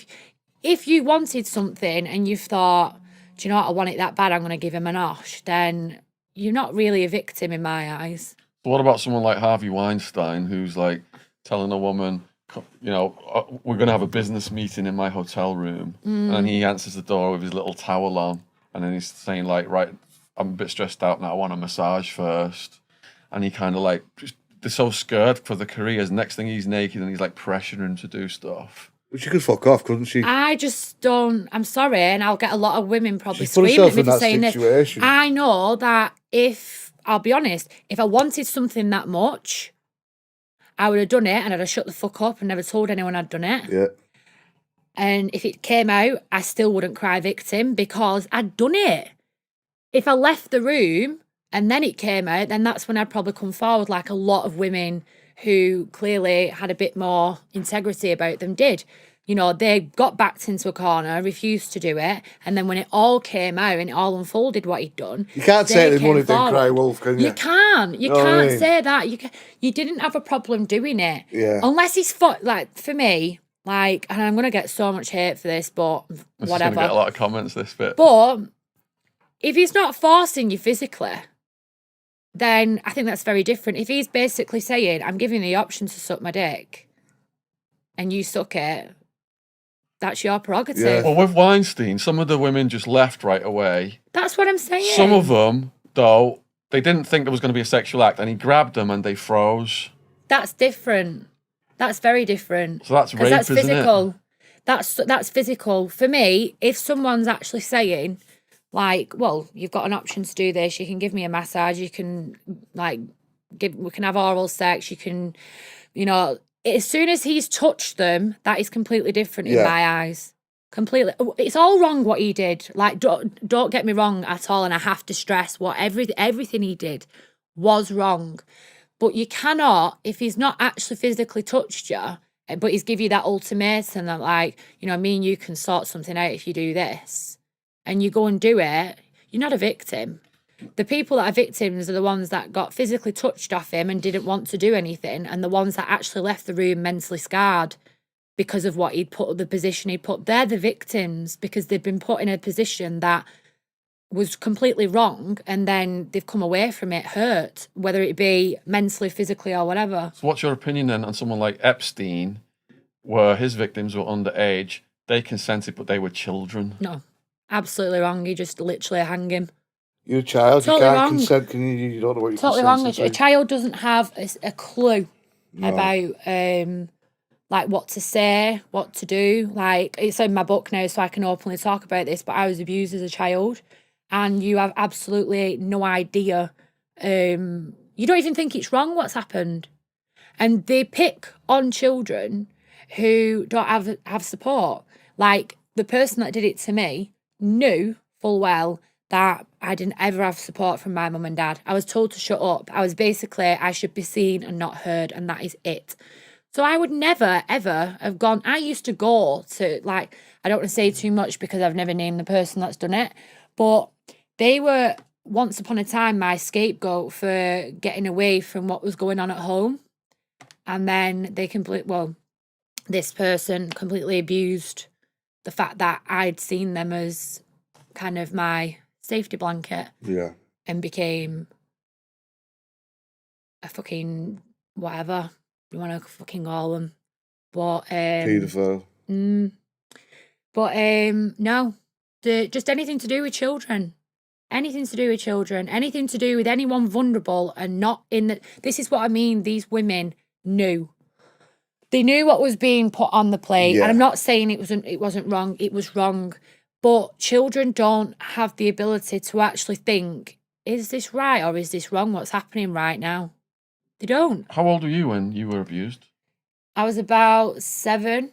Between Holy like shit, about 7? 6, between 6 and 7. Jesus Christ. That's gross. So it's actually weird because I told my best friend about it about 8 years ago, and I didn't speak about it again, and then I wrote about it in the book. And funnily enough, it's really weird how I'm talking about this because I did a podcast the other day, and it's the only time I've ever sat down and actually spoke about it, and I started crying, which I didn't even cry when I told my best friend. Like, years ago, I didn't cry. Like, Good that you're releasing it. Yeah, and I think because I've put pen to paper, it has become real, and it is something that I now know that I want to kind of deal with in my own time and with the right people and whatever. But I broke down the other day because no one's ever actually indirectly asked me fuck all to do with it because nobody's known. So when the guy that was doing the podcast with came out and said it, I was like, fuck. Like, I hate that that's even going out to the public, that I'm sat there crying about it. But then obviously I rang my best mate after it. I told her I brought down, and she was like, Helen, like, you've got to understand that's not embarrassing. You're not It's crying natural. over, like, yeah. But again, I think the more, like, I obviously spoke about it then, that's obviously given me some kind of I don't know. It's a release. Clarity about the You're fucking working through it. situation, and then I'm talking about it again. Okay, so you said that I had no idea it was that young. That's all child sex abuse is, KOS, but 6 or 7 years old. You said about your family structure, this predator was aware that your family structure was such that you were vulnerable. Yeah. How does a predator get access to a child that age? Really cleverly. Like, one of the times that he did it, well, both times was when I was sat on his knee. Now, you naturally sit on people's knees, don't you? Before you could continue then, how did he have access to your family? He was a family member. Oh, as a family member. Mm. Okay. But it wasn't my brothers, it wasn't my dad. But I've never said who it was. I've said it's an uncle. Yeah. But no, I was like sat in the back of the car once. Obviously, it was different back then, wasn't it? Like you'd sit on like people's knees in cars and shit. No safety belts and stuff. So I was sat on his knee in the back of the car, and then it also happened one Christmas. I remember I had like a tartan skirt on, and I was again sat on his knee. And then something happened, like I don't want to go into detail about that, but something happened at his house as well. Because naturally, if you're at family members' houses, you don't expect shit to be going on. Was there a noticeable change in your behaviour after these incidents then? No, honestly not, because I was a disturbed child anyway. I always say I wasn't a child, I didn't act like a child. I didn't have a childhood. Why do you think that is? My parents were very, very selfish. They did the whole Catholic bullshit, which this is why I fucking absolutely despise religion. They were strict, well, they called themselves strict Catholics, like whatever that fucking means. Most immoral thing you could ever name yourself. But they came from strict Catholic backgrounds, and they fucking hated each other. They hated each other. It was just a miserable, miserable existence. I used to be scared of other people's dads. If a dad was affectionate towards me, not affectionate, but if I went to someone's house for tea at school and the dad came home, I'd have a panic attack, which was really weird because my dad was the biggest bastard going and I'd have to leave. And my mum would come and pick me up. And I remember once she picked me up from my friend's house. I'd seen Dad pull up on the drive. And I went, there was, the cupboards underneath stairs. Yeah. I went in there and I was like, I want to go home. And my tea, I'd not ate my tea or anything yet. And my friend was like, what's wrong? I went, I just want to go home. Please, will you ring my mum? I fucking hated home. But I needed to get out of there because I didn't want to be around this dad. There was nothing wrong with him. He was lovely. Like, there was nothing wrong with them. And what's really strange is a girl wrote to me last week who went to my primary school. And I really, really was so grateful for what she said to me. She didn't really know me that well. But, she did. I suppose she did. Yes, I suppose she did. But she wrote to me saying, Helen, I've read your book. And everything that you've said in it made sense for how you used to act at school. But obviously children don't think about how another children's acting. No. She said, I used to think you the were mean, if anything, aren't Yeah, they, she said, I used to just think you were so weird and nasty.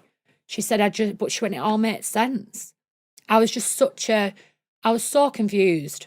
I didn't understand why the fuck people had kids. I had no idea. Because I didn't see the point in me being there because it was just like I was just a nuisance all the time. If I didn't speak, I just wasn't wanted there. That's how you felt all the time. But unfortunately, not everyone's family's like that, though. No, not at all. But there's a lot, though. There's a lot. And there's a hell of a lot what don't speak about it, just live with it. And it's wrong, because you do burden it. And because of... It eats you up and it makes you... It's had a massive impact on him. After one of my podcasts last week, I'm talking to a younger girl and I've said, my door's always open. Please talk. Don't keep all this in because it has done something to me. It has done something to me, watching my mum and dad be vile towards each other before I run away from home, and then I finally fucked off and I never saw it again. But it has a knock-on effect on how you are as an adult, massively. The strain just stays with you, and then you panic about like relationships, like, and it's how you put up with stuff as well. Like as soon as I met somebody, when I ran away from home, I met my child's dad, who eventually turned out to be absolutely like fucking awful.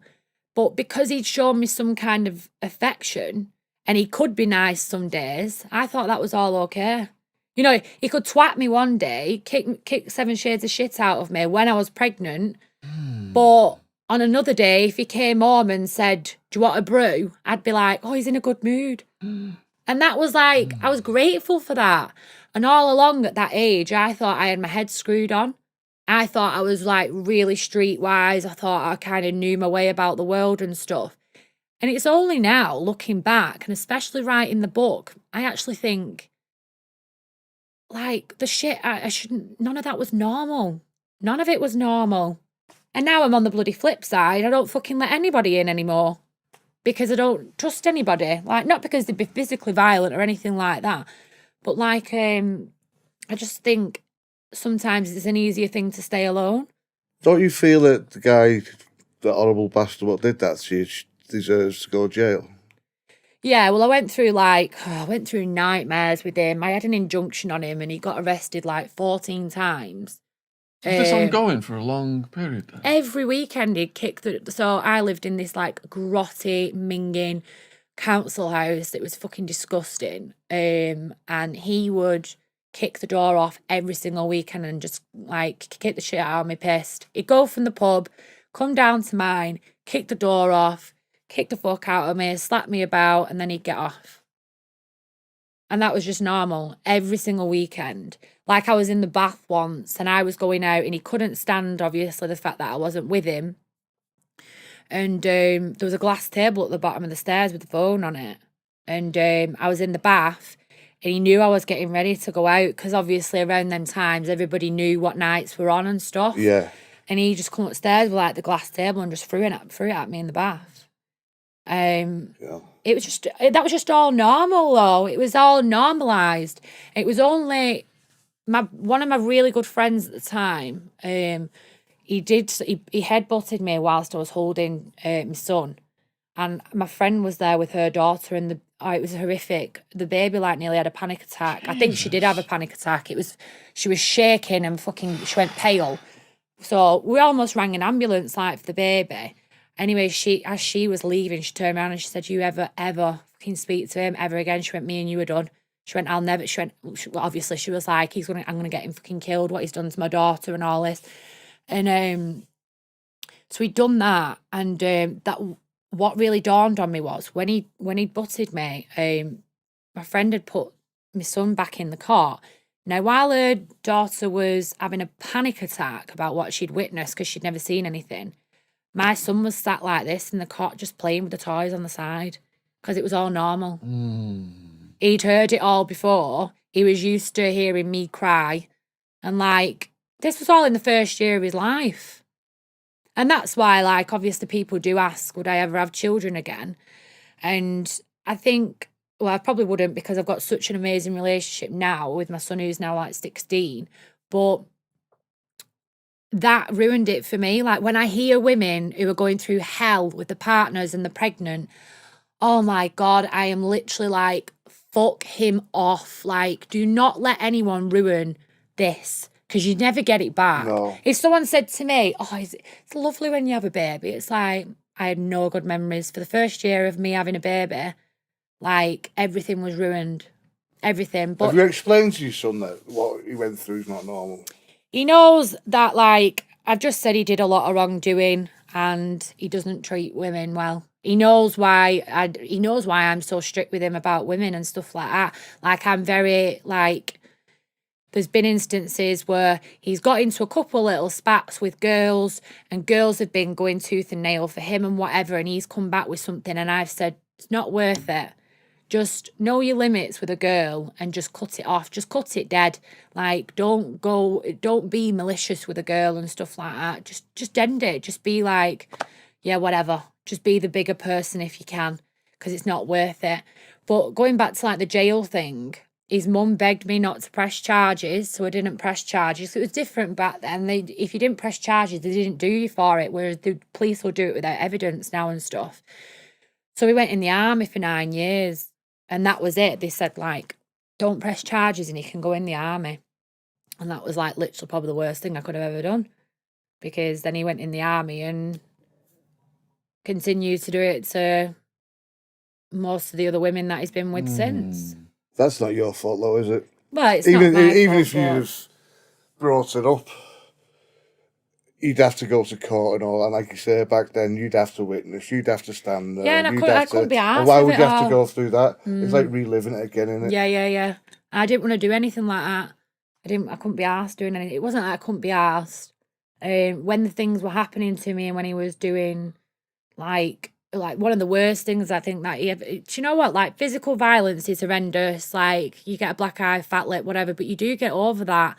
But, like, one of the worst things, and I wrote about this in my book, and this is why I think, like, I put, like, down my jumpiness so much. I'm such a jumpy person. Like, if someone jumps out and says boo and stuff like that, you know, not that that happens often, that sounds a bit fucking weird.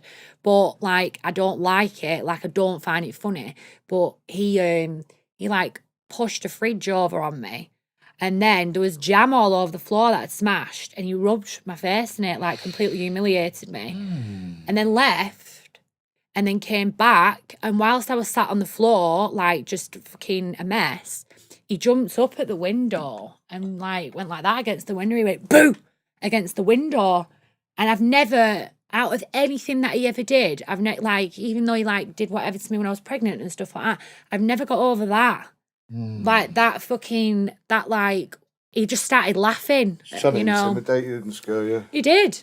Like, I was scared. I was absolutely fucking scared to death, because a lot of things had happened to him. Like, his friend had been killed off a police car. Like, he'd been run over. He was really close to his granddad, and his granddad died. And then that's where it all came. That's where, this is what annoys me when people do scummy things now, like, when they break the law. The fucking stuff that I see on TV, like, well, they came from a broken home. So fucking what? Yeah. My son's from a broken home. He wouldn't fucking hurt a fly. He wouldn't do anything. In fact, my son's probably put up with a hell of a lot more than what a lot of kids have put up with because of me, because of what he's had to put up with because of me. And you know what? He doesn't do anyone any harm. He's a kid. He puts his foot wrong. He takes the piss sometimes. But does he ever, is he malicious? Would he go out and rob a fucking granny? Would he go and beat someone up in the street? Would he beat someone up with all of his mates and then turn around? Oh, he came from a broken home. But what 16-year-old doesn't shit. get a bit lippy with his mum now? We're going to know what I He mean? don't get fucking lippy with me. No. He tries. He said something under his breath the other night, and I had the tea towel in my hand. I just went, what? And he went, I didn't even say nothing. I was like, if you've got something to say, then say it. No, he's dead good. He's brilliant. That's what I mean. He's such a gem with me. He's lovely. Like, he'll be out with his friends, and it's so tight. Obviously, because, like, I'm on my own and whatever. He'll be like, my friends are all, like, married and stuff like that, and he'll be going, what are you gonna do tonight then? I'm like, I'm just gonna sit in and watch TV and get a takeaway. All right. Well, I might not even be out that long. I'm like, just go out. You don't have to look after me. Like, I'm a big girl. But, like, he's so cute like that. It's nice of him, though. Yeah, it's lovely of him to, like, even ask. But that's what I mean. It's a load of shit. That's a load of shit that you come from a broken home and this is why you're this, that and the other. It's about the parenting and how it's about breaking a circle for me. Like, my mum and dad came from my dad came from a very, very, very abusive background. And he didn't break the circle. I'll never understand that. I hate all this. Well, that's all I ever heard when I was young.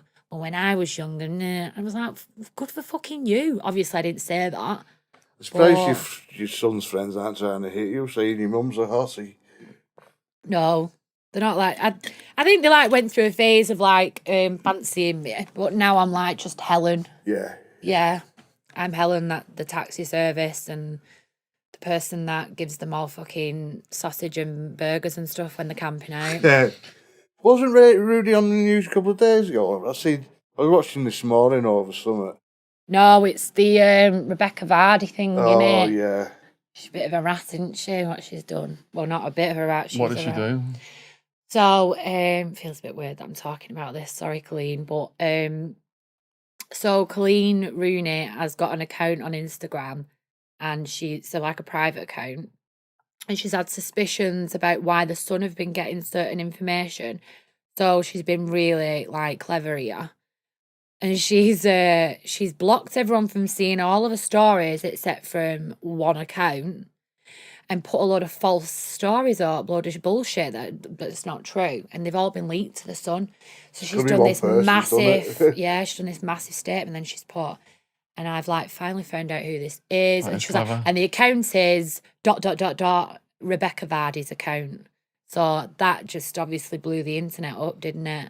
Everyone's like, but everyone's saying how sorry they feel for Rebecca Vardy because she's pregnant. She's not fucking dying. I know, yeah. Well, even if you were dying, if you've been a dick, you've been a dick. Own it. I think it's clever the way she's done that, though. Really. It is clever. Yeah. But people are like, oh, she shouldn't have done it so publicly. And it's like, but it was fine for Rebecca Vardy to make her life public. So that's all right then. People piss me off. Oh, you shouldn't be saying this because she's pregnant. It's like, what has pregnancy got to do with the fact that you're a rat? Nothing. So how famous is this Rooney guy if the other lady got paid 80 grand? Is the what? How famous is Rooney? He doesn't know anything about football. I don't even have a TV. No. I don't watch sports, I don't have a TV. Oh, he's quite big. He's not as big as what he used to be, is he? But around that time, he was like he was the big one. He was the biggest one. Not physically, but... I do have another question going back to that incident then. I'm under the assumption that when the guy comes, it would end the session. But you said he didn't know he had come. So how did the session end? I had to say, I was like, if you come. And he went, yeah, I come a bit ago. And I was like, it's a bit awkward. And we're just like doing the rodeo on a soggy sausage. It's a bit weird. Yeah, that's how shy he was. He was really. Was he high or something that he couldn't tell his dick had gone down? He had coke dick or something? No, I don't know. Maybe he was on coke. I don't know. But no, he was just so quiet about like the whole thing. I don't think he wanted. Whereas that knobhead, she sold this story about how like horny it all was. Listen, I'm embarrassing myself admitting it. There was nothing horny about it. It was pointless. I don't know why. I think he did it because we were there. Yeah. Do you think she seduced the whole situation to come about to make this money? No, like we're on a night. Oh, she's not that clever, fucking hell. She's not clever at all. Thick bitch. Went to 2 national newspapers and basically lost. We would have got 500 grand each. That Max Clifford said, if you'd have come to me with the story. I can't believe what I made it. 500 grand each. Rebecca Lou's made $1 million. Through David Beckham, $1 million, just over $1 million. She's like the most famous footballers, and you get $1 million if you leak it out. Jesus Christ, we're in the wrong business. She didn't think that. I'm not shagging Ronaldo. You can fuck off. Get a yellow construction hat on him. He might look quite tasty. I hope he's into fat blokes. They love blokes. Half of them do.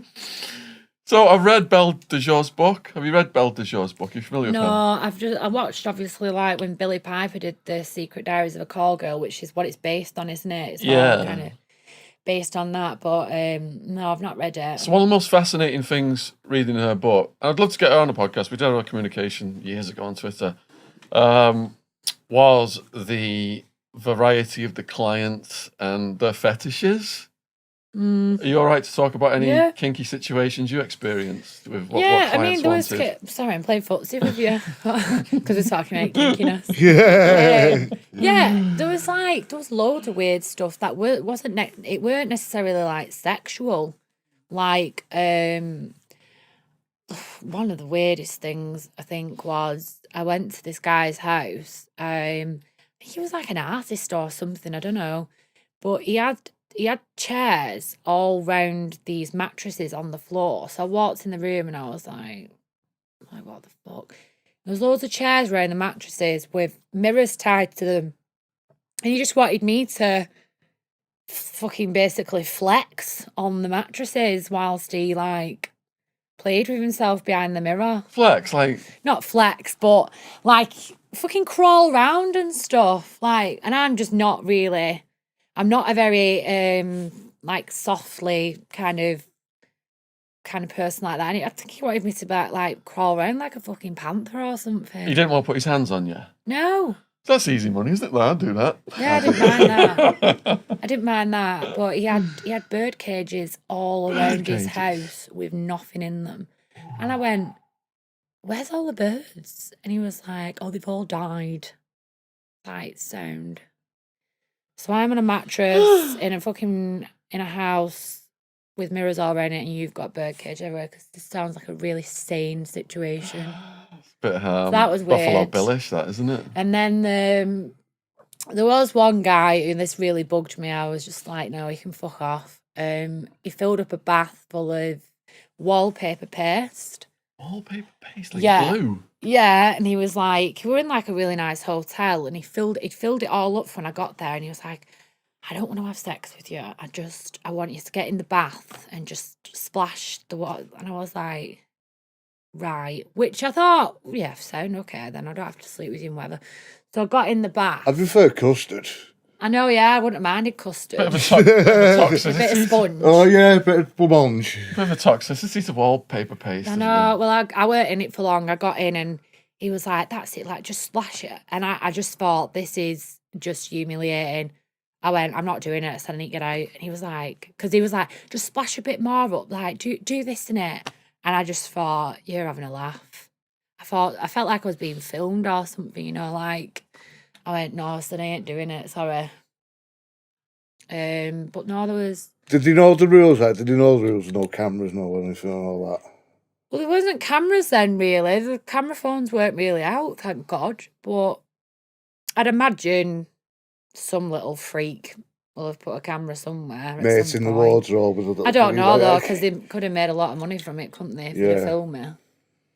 So in Belle de Jour, you got people dressing up in the leathers, you know, getting beaten, getting spanked, wearing diapers, wearing nappies. I used to love that. I did actually really enjoy that. When I wrote about one of these, a certain client in the book, about how he used to come round. Again, he didn't want anything sexual, but he just loved, like, beating the crap out of him, like kicking him and humiliating him and put him on a lead. And I remember me and my friend watching TV, whatever breakfast TV was on. He'd come about 8 o'clock in the morning before he'd go to work. And then I'd just be like bouncing crumpet off his head and like telling him to eat it. I'd be like, get that, fetch. And he'd do it. And then he'd just sit there like this. And I'd be like, lie down. Like, fucking roll over. And then but he used to love it. And then we'd just like throw food at him and stuff. Like he was a dog. That's hilarious. And you said you beat him. How hard did you beat him? Hard, like, they have a limit. They have like, if they have like a thing round the neck, a belt, like they'd like do that, like if it was enough, if they've had too much. But there was a certain client, he was vile, he was really, really awful. He was a policeman. Shock. She didn't listen to the bell. No, I didn't. It was horrible. Do you know what he did to a girl? He picked a girl up by her feet, like, and just like dangled her upside down and wouldn't put her down. Bloody hell. Like, you know, just, it's weird that, innit? It's like really weird. And then I had him, and he used to get off on that. Like, he had the thing round his neck, and I just saw red. I thought, I'm actually fucking buzzing off this, seeing how much pain you're in. And he was doing that, and he was going, and I was like, fuck you! He fucking hung my friend upside down. Yeah, so, there was loads of weird stuff. That was probably one of the weirdest, like the Birdman, and then I don't know, I wrote about them all in the book. There's loads. And the link to the book, Worldwide on Amazon, is going to be in the description box below this video. Highly recommend and suggest that you go down and Read the have that a read? reviews. It's not just me pitching myself. The reviews are there as well. What about these people who like pain on the balls, like getting the balls hurt? I Or don't think I ever did anything like that. Did physical, like, did pain, like, where they wanted to, like, be kicked about and, like, choked. how hard would you suffocated. kick someone? You could kick them really hard. They weren't bothered. Whereabouts would you kick them? In the ribs. In the ribs. In the legs. I had a stripper girlfriend in America, and she used to taser me. She used to get like a taser gun. She used to taser me balls and put it on a clit. She had the taser on a clit. She did it to a whole room full of people. We watched. I watched a porno recently, actually, and they had the is it like a cattle prod? Yeah, but this is just like the police version. It's a bit stronger. It's not as strong as the cattle prod. If I put a cattle prod on my balls, they'd fry. One man's party trick was having people either see how hard they could hit him in the face or tasering him. So I'm going to keep the taser on my nipples. I'd love to have a taser. They're illegal here, right? Are they illegal here? I wanted I'm a not taser sure. in my I'm not house, sure. but I've been told that you're not really allowed. You can get them on the computer nowadays. You can buy them from I fucking... just love to taser someone. You know, if someone's just chatting shit and just go, Feels good, though. yeah. To you, that. That's someone else would be I fine. like pain though. It's I'm like weird. the muscle spasms. It just feels really good. Yeah, I like pain. I don't know whether I'd like that, but I love like. Probably saying a bit too much here, but yeah, I like pain. I do get why like people like pain inflicted and stuff. So how far But can that's too far. I don't like. how far can you go with that before you'd stop it? What, for myself? Yeah. Oh God. You never know till you try it, would you? What? You never know till you try it. Yeah, I don't know. I mean, there's a degree of getting choked where you just like. I don't I'm like about to being pass out or something choked. like that. See, a lot of girls like being choked, and I don't. I don't really get it. I don't get the like. I like the whole like. I like. It's weird because when I worked, I was really domineering. Yeah. But you have to be, because you have to make that stance. But actually, on like with a guy that I'm like seeing or something like that, no, I wouldn't like to be I would be if they wanted me to, but I like being the submissive one. I think because I spend my life kind of being bossy and loud and like I kind of do everything for myself. It's actually nice to feel like they're in charge and they take charge. Being whipped till you've got welts and then get candle wax, melt all the candle wax. And put I've heard about the candle wax. It's My friend nice. used it recently. Like a boyfriend like poured it all down her back and stuff like that. It's a nice I feeling. don't think I've used candle wax. No, I've It's not. nice on the nipples. It is, yeah. Is it? Yeah. It goes off. It goes on really warm and then just cools. It's just, Yeah, I can imagine it's like a dead thing. You're like, fuck, is that too hot feeling? But then Yeah. it's good. Yeah. Yeah. But I was on GHB when I was doing it, and that like changes your tolerance for pain. You can take more. Yeah, it's like a relaxant, isn't it? I was on enough drugs to kill a fucking elephant. You know, it's on everything. When the police raided my house, there was no drugs, but they did find my vibrating nipple clamps. They put that in. That was the news headline on one. Shut up! The bastards. What did it say? They didn't find drugs, but there were sex toys. Like that's a crime. He had vibrating nipple Why clamps. would you even say that? He had, I had a cleaner. he had the whole apartment full of them. He didn't live in this apartment. It was just full of sex toys. It's a dungeon. Yeah. I had a cleaner who, this was a cleaning company that used to do my house, right? And this woman cleaned my house all the time from this company. And the next thing, the owner of the company rang me up, bless her. She was heartbroken. She said, I need to tell you something, Helen. I went, what? She said, Claire's been round to your house and she's been like under your bed. And she's told a few of the other cleaners that she's found dildos. She went, I've sacked her. She went, I'm just mortified. I'm so sorry. I went, don't be sorry. I went, I'm not arsed. I said, I'm a single girl. Of course I'm going to have a fucking toy box. So I text her and I thought, I'm going to humiliate you because she thinks that she'd text people, oh, I've just been round Helen's house from Big Brother. And, oh my gosh, she's got dildos all under her bed and all this. So I texted her saying like, hiya Claire, I've heard that you've found my stash. If you need any tips on what's good and what gets the spot, just let me know. As you can see, I'm an expert. I'm not. Like, I'm going to be arsed that you found some fucking dildos. I won't be bothered. Like, I'll show you them. It's mad, that, isn't it? Weird. Well, anyway, she got the sack anyway, fat bitch. So I watched a documentary about the working women in Amsterdam. Yeah. And this guy, he was like timing how long it took for a customer to go in and leave. And he like got the average down to 12 minutes. Yeah, got down to so many minutes. From your experience, how long does a guy last in the situations you were in? See, it was a bit different than like, not that I'm saying that I was any different than the girls in the window in Amsterdam. It's like prostitution's, no point in sugarcoating it. But no, you couldn't really. I mean, it was a blessing if you did get out early. But no, they'd keep you for an hour. It'd be like a meal. And then, so it'd be like an hour having a meal. And then obviously you go to the hotel room. But I just used to talk. I mean, really, I used to talk so much that they'd be like, oh, I'll keep you for another hour. That was my game, was to do less sex and talk more. If they're full of speed or coke anyway, they're going to last longer, aren't they? Yeah. I hated and that, GHB, though. yeah.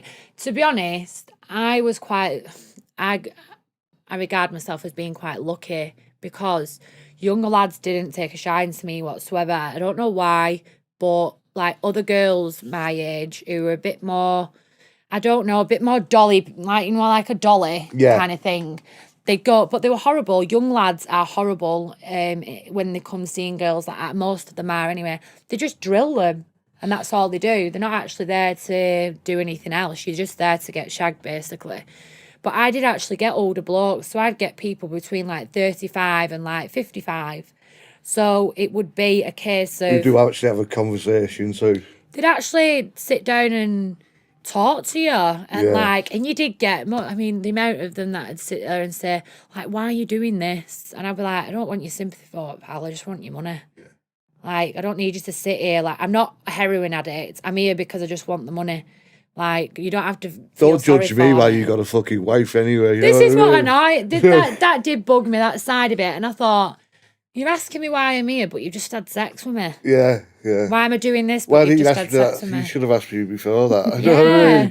I did have some though, which actually, weirdly enough, this happened a few times. 2 times in particular that I remember. Once was one of the first experiences that I'd ever had in the industry, which I'm really, really glad this happened because I think it would have took a turn for the worse. We went to it was like a party and it was a load of Glaswegians. And I walked in and I must admit I'd never felt vulnerable in that job, but I did walking in that day. And after that day, I never did the whole going out in groups and stuff like that. I didn't like it. And it was basically like the guys just all stood there and they were all like, I'll have her, I'll have her, I'll have her. And it was horrible. I wanted the floor to swallow me. Anyway, this guy come over and he was like, do you want to come with me? And I was like, yeah. And I thought, oh my God, this situation is minging. Oh no, it's brilliant. So we got in the room and he was like, I don't want to do anything with you. He went, let's just sit in here and have a drink and get some food. So we like got some food, but then he did the whole, I have no idea why you're doing this, because we'd sat in there talking for 2 hours and everyone else was swapping. And he went, she's not coming out, she's staying in here with me. So obviously I'd sat talking to him and he was like, I can't fucking believe you do this. And I was like, why? I was like, don't. I said, because you're going to like upset me. And like, I don't need, because I'm going to go out and do it anyway. So don't start lecturing me about it. But listen to what he did. He kissed me, went in to kiss me, and he must have been so fucking nervous. I have no idea how he did this. But fucking butted me in my lips. There's actually pictures of me. Well, they're not there anymore, so I've not got Facebook.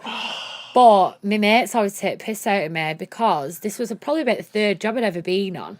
I had a fucking massive fat lip and I went to teppanyaki. I turned up after it and my mates were like, what the fuck's happened? I went, I know I sound like one of these beaten wives that's lying.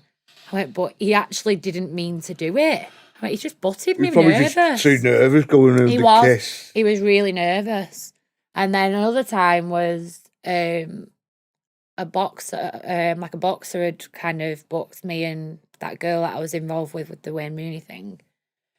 And again, like they wanted to like swap with us and stuff like that. And I ended up with one of his like trainers. And that was weirdly enough, that was more humiliating. He gave me the money and he just sat there. We just lay there talking for 2 hours.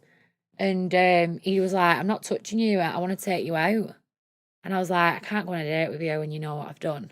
And he was like, I'm not bothered. He went, I'm not touching you. He went, I'll pay you. He went, because you're here. But I'm not like going with you in that way. I want to take you out, but I wouldn't do it. I just think that's the worst thing you could ever do is go out on a date with someone when they know what you do and you know you go in now. Yeah. You'd have to be strong. You're vulnerable. You're already basically... They've got... my ex knew what I did. I told him. Eventually they're going to ask you to stop, aren't they? They turn... Well, no, that's what I mean. Like, he said, if you stop, then I'd go on a date with you. And I did. It wasn't that long after that. I stopped and whatever. I'd sometimes stopped and then I went back to it. Mm-hmm.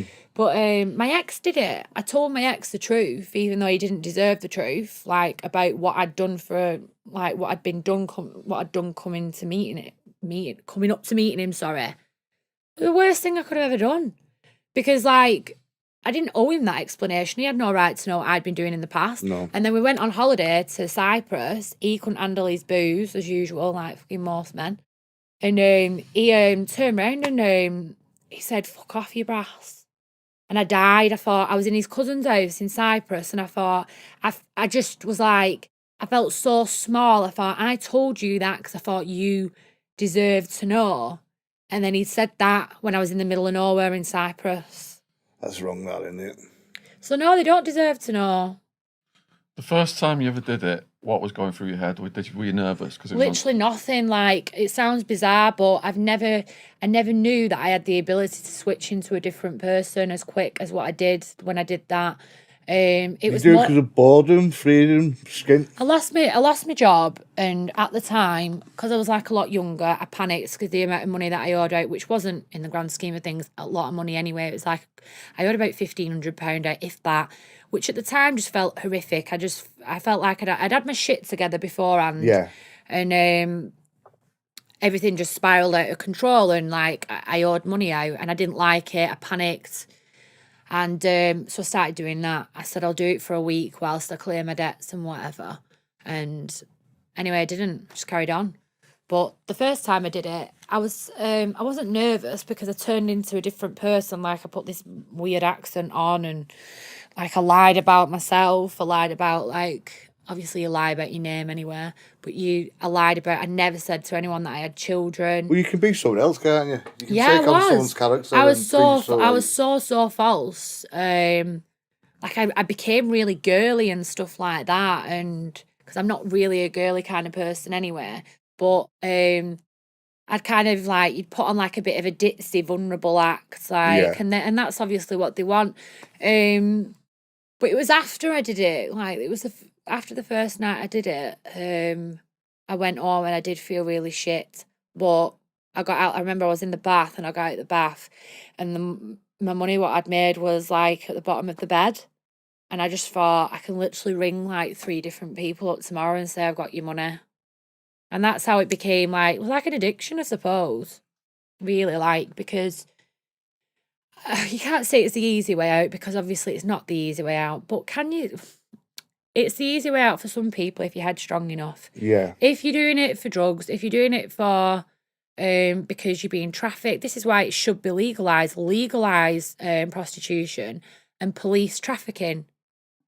Put the effort into finding out the women that are doing it against false pretenses, that are being forced into doing it.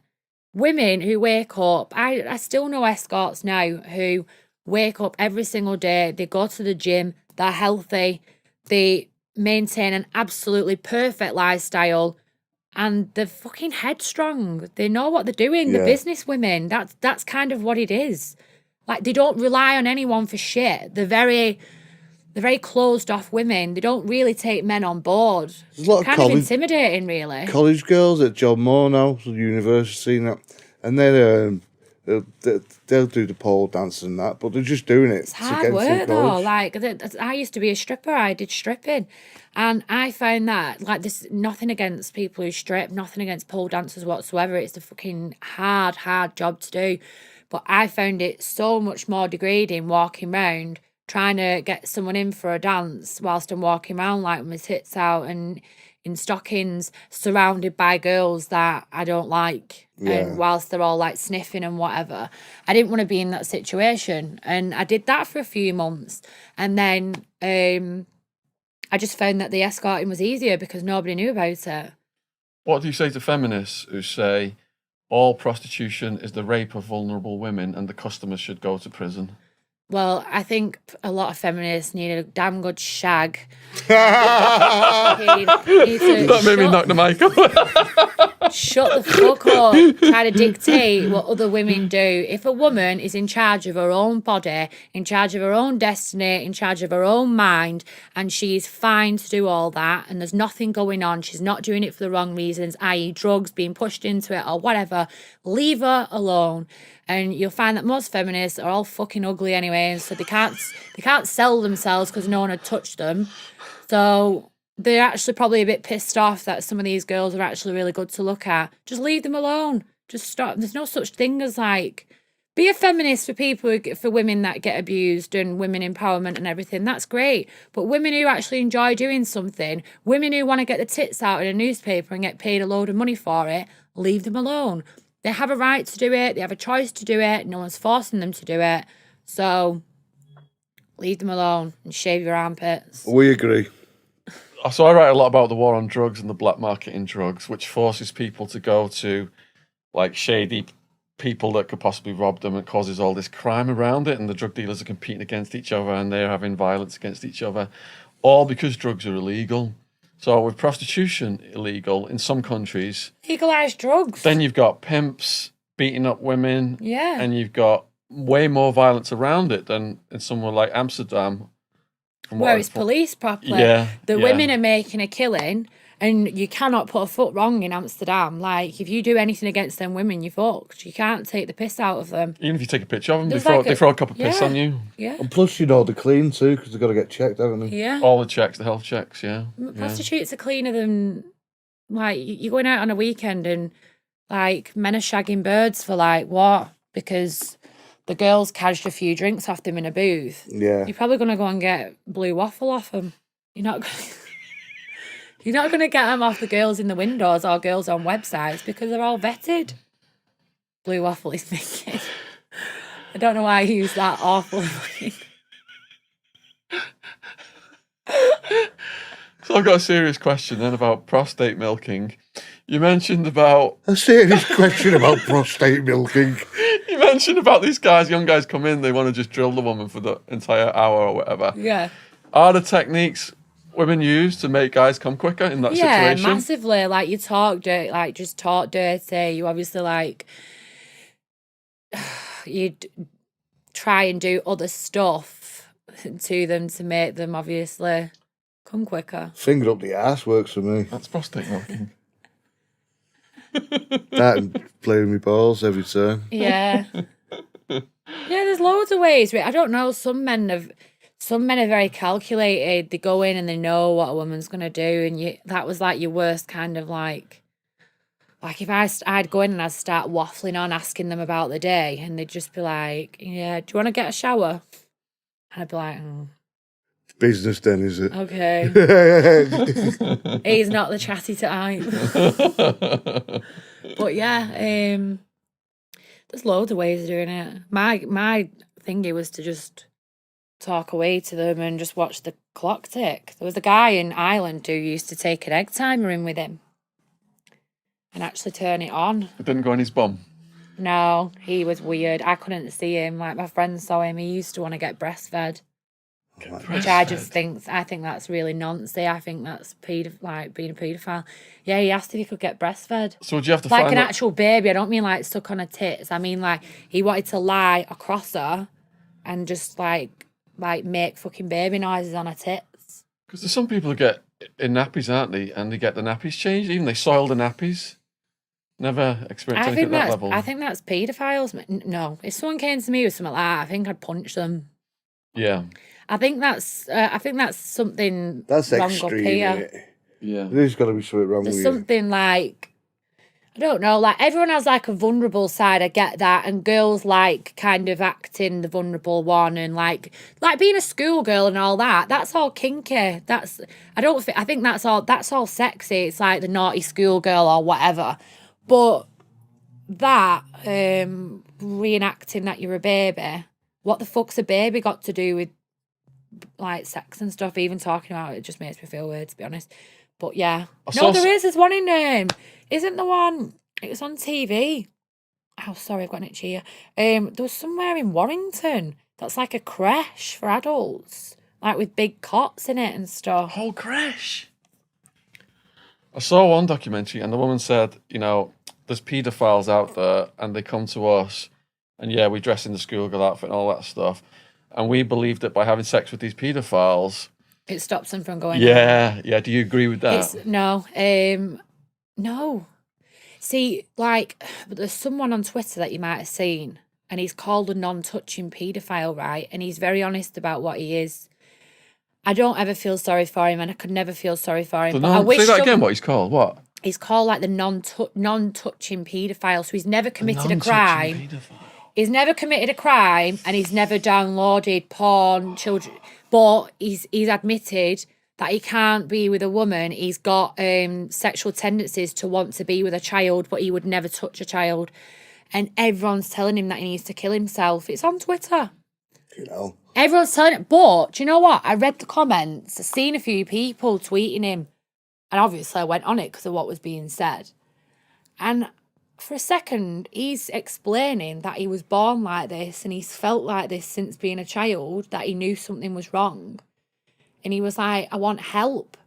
But I just think that's where you should be allowed to either be put somewhere where you can never come out and you can't be walking around near children, or you should be able to be injected where you're put to sleep. Maybe chemical castration. Yeah. Yeah, because he wouldn't have the thingy then, would he? Took that drive away. It's like a dog, isn't it? Yeah. You take the drive away to want to do anything. But I didn't, like I'm saying, I didn't feel sorry for him. I don't even empathise with the situation. But I thought that is fucked. He's being so openly honest and he's got a bit of a loo to put that on fucking anything though. He's doing it because he said he's trying to spread awareness that they should. He wants to be kind of locked away. It's got to be analysed. It isn't. It's got to be analysed. Because he's never committed a crime, they won't do it. So what is he up? He is up against something there, isn't he? Because he's not physically done anything, and he said he never will. But he said he's openly honest about what goes on in his head. So it's a horrible situation. I don't know. I think people like him need to be analysed so that society can come up with better solutions. Yeah. Better. Yeah. But on Twitter today, we spoke to Stinson Hunter, the paedophile hunter. He possibly going to get him on the podcast. He'd be good. What do you think about paedophile hunters? Great. I think they're good. I mean, have you seen the one with the little bald guy that was trying to meet a 14-year-old? Is it an American one? No, it's here. You'll see it. You'll definitely see it. But they were paedophile hunters. No, I think it's good. I think it's great what they're doing. I don't understand how they do it. I have no idea how they do it. It's very clever how they do it. But no, I think it's great what they're doing because not a lot's being... I think the justice system, anyway, like, let's not go too much into it because I think it angers everybody, the justice system here. You would get more for fucking, being found with a bit of fucking weed on you or found with some, like, pills or coke or whatever than a guy who has done something to a child. Yeah. Yeah, we hate police, the fucking police are like... The police have been known to do things and just get away with stuff. I don't know. I just think that's just bad. But that's why, I wouldn't like to live in some countries where the laws are so extreme because I'd probably be the first to get killed, to be honest. But I do think that we should take a leaf out of our... Like, I watched something the other week and it was in Saudi Arabia. The guy was in court. He had sexually abused a little girl. The court sentenced him to death, but it was fucking genius what he did, what happened. So he's in court one minute, they take him onto the streets of Saudi Arabia. There's a big announcement that this guy's been found being a paedophile. They just fucking boom, boom, boom, boom, boom, boom, boom. And everyone cheers around it. And I'm like, I think I could watch that. Fine. I couldn't interview a wouldn't bother paedophile, me. mate. I'd end up killing him. Yeah. But in Saudi Arabia, you've also got, it's the death penalty for sorcery. And they cut women's heads off to this day for sorcery. What's sorcery? Witchcraft. Witchcraft? Yeah. If you get caught stealing too, they cut your hand off. So if they said you were behaving strangely and they thought you were a witch, you could get your head cut off for sorcery. No. That's just like... So it is And that'd be my extreme luck. in Most northern various girls would be ways. fucked, let's put it that way. I'd be fucked. I'd be on a quarter. It'd be like a William Wallace retake if I was there. No, I couldn't live. I feel so sorry, and I don't mean this in a condescending way whatsoever. I feel so sorry for women who they don't have a voice. I don't even know why they're here. And you know what? If they're happy with it, fine. But you can't tell me that some of these women are happy being in these religions where they can't say shit. They have a voice, Like- they just choose not to use it. They choose I think to they're be too there. scared to, though. I think they're... Yeah, the ones who have to Like- cover the faces and all that, it's just fucking annoying, isn't it? I just think, like... Why it If exists. you're happy doing it, then fine. But like, come on. Like, I see. I was going on the. I was on the plane, and there was a Jewish family. Again, nothing against Jews whatsoever. Like, I know a few Jewish people that are lovely, and I personally don't think this would happen in their family. And the woman was like struggling with like 5 kids. I think it was 5 or 4 kids anyway. He fucked off. He Just walked left up her the to her. stairs. She's like this with a fucking pram, like trying to she was like going like trying to, well, she had something anyway. So she was trying to carry something whilst having a baby and trying to keep these other kids in line. And he was a mile ahead. Some I people just just think, backdated can where you just he's probably the explain- worker provider and she's the baby maker, and that's it. You know what I mean? But that's what a lot of the religions are, though, isn't it? I don't like any religion for that matter. Like some dick said to me the other week, I was saying something about, there was something to do with how an animal was being, it was just horrific. I'm against all animal abuse, like whether it don't matter if it's religion or whatever. But this particular thing was to do with, it was in a halal slaughterhouse, and some dickhead wrote underneath, like, I was like, all fucking religions should be banned.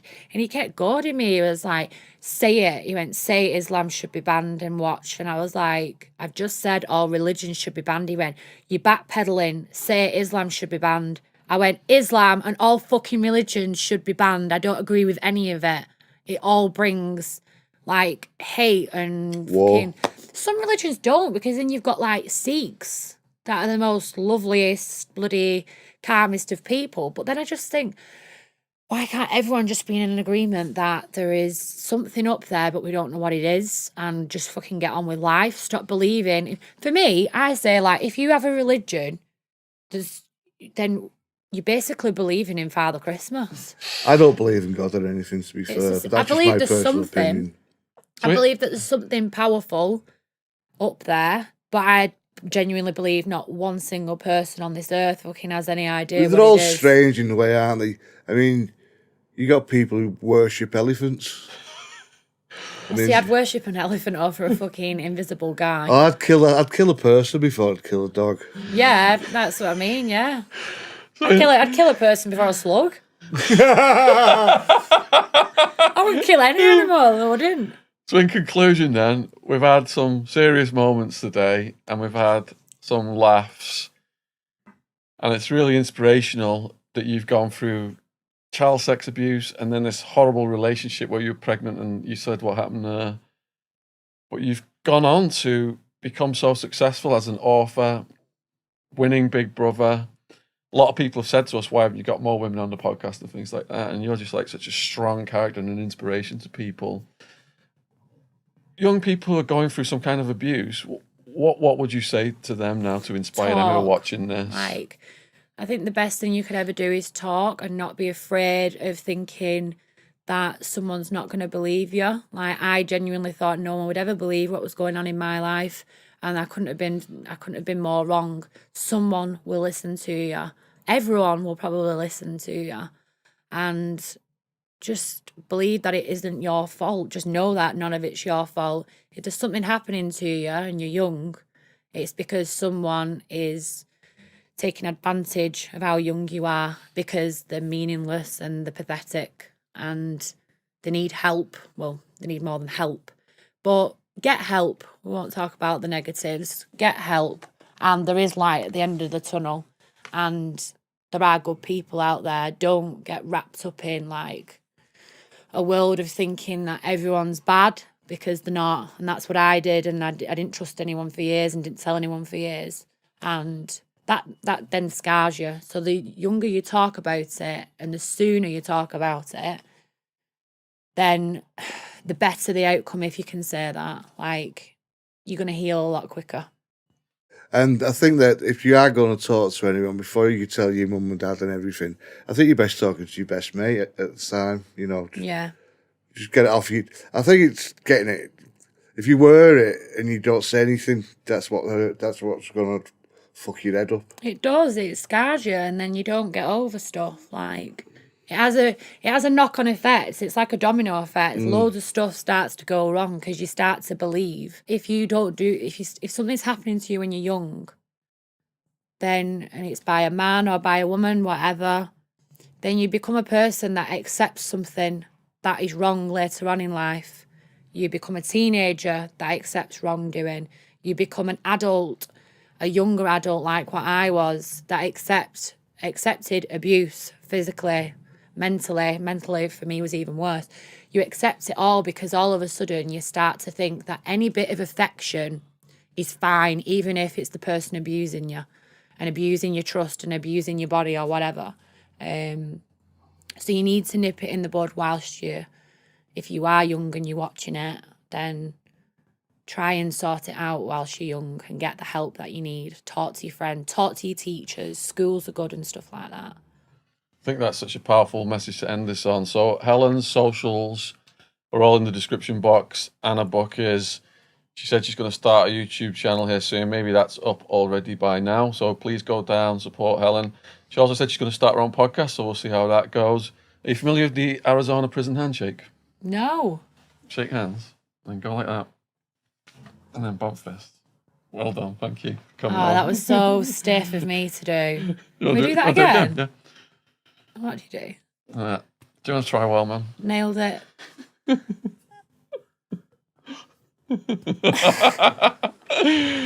Cheers out there. Please put what you thought about today's video in the comments. Take care. Thank you for having me. Thank you. No bad insults about this lady, though. I won't have it.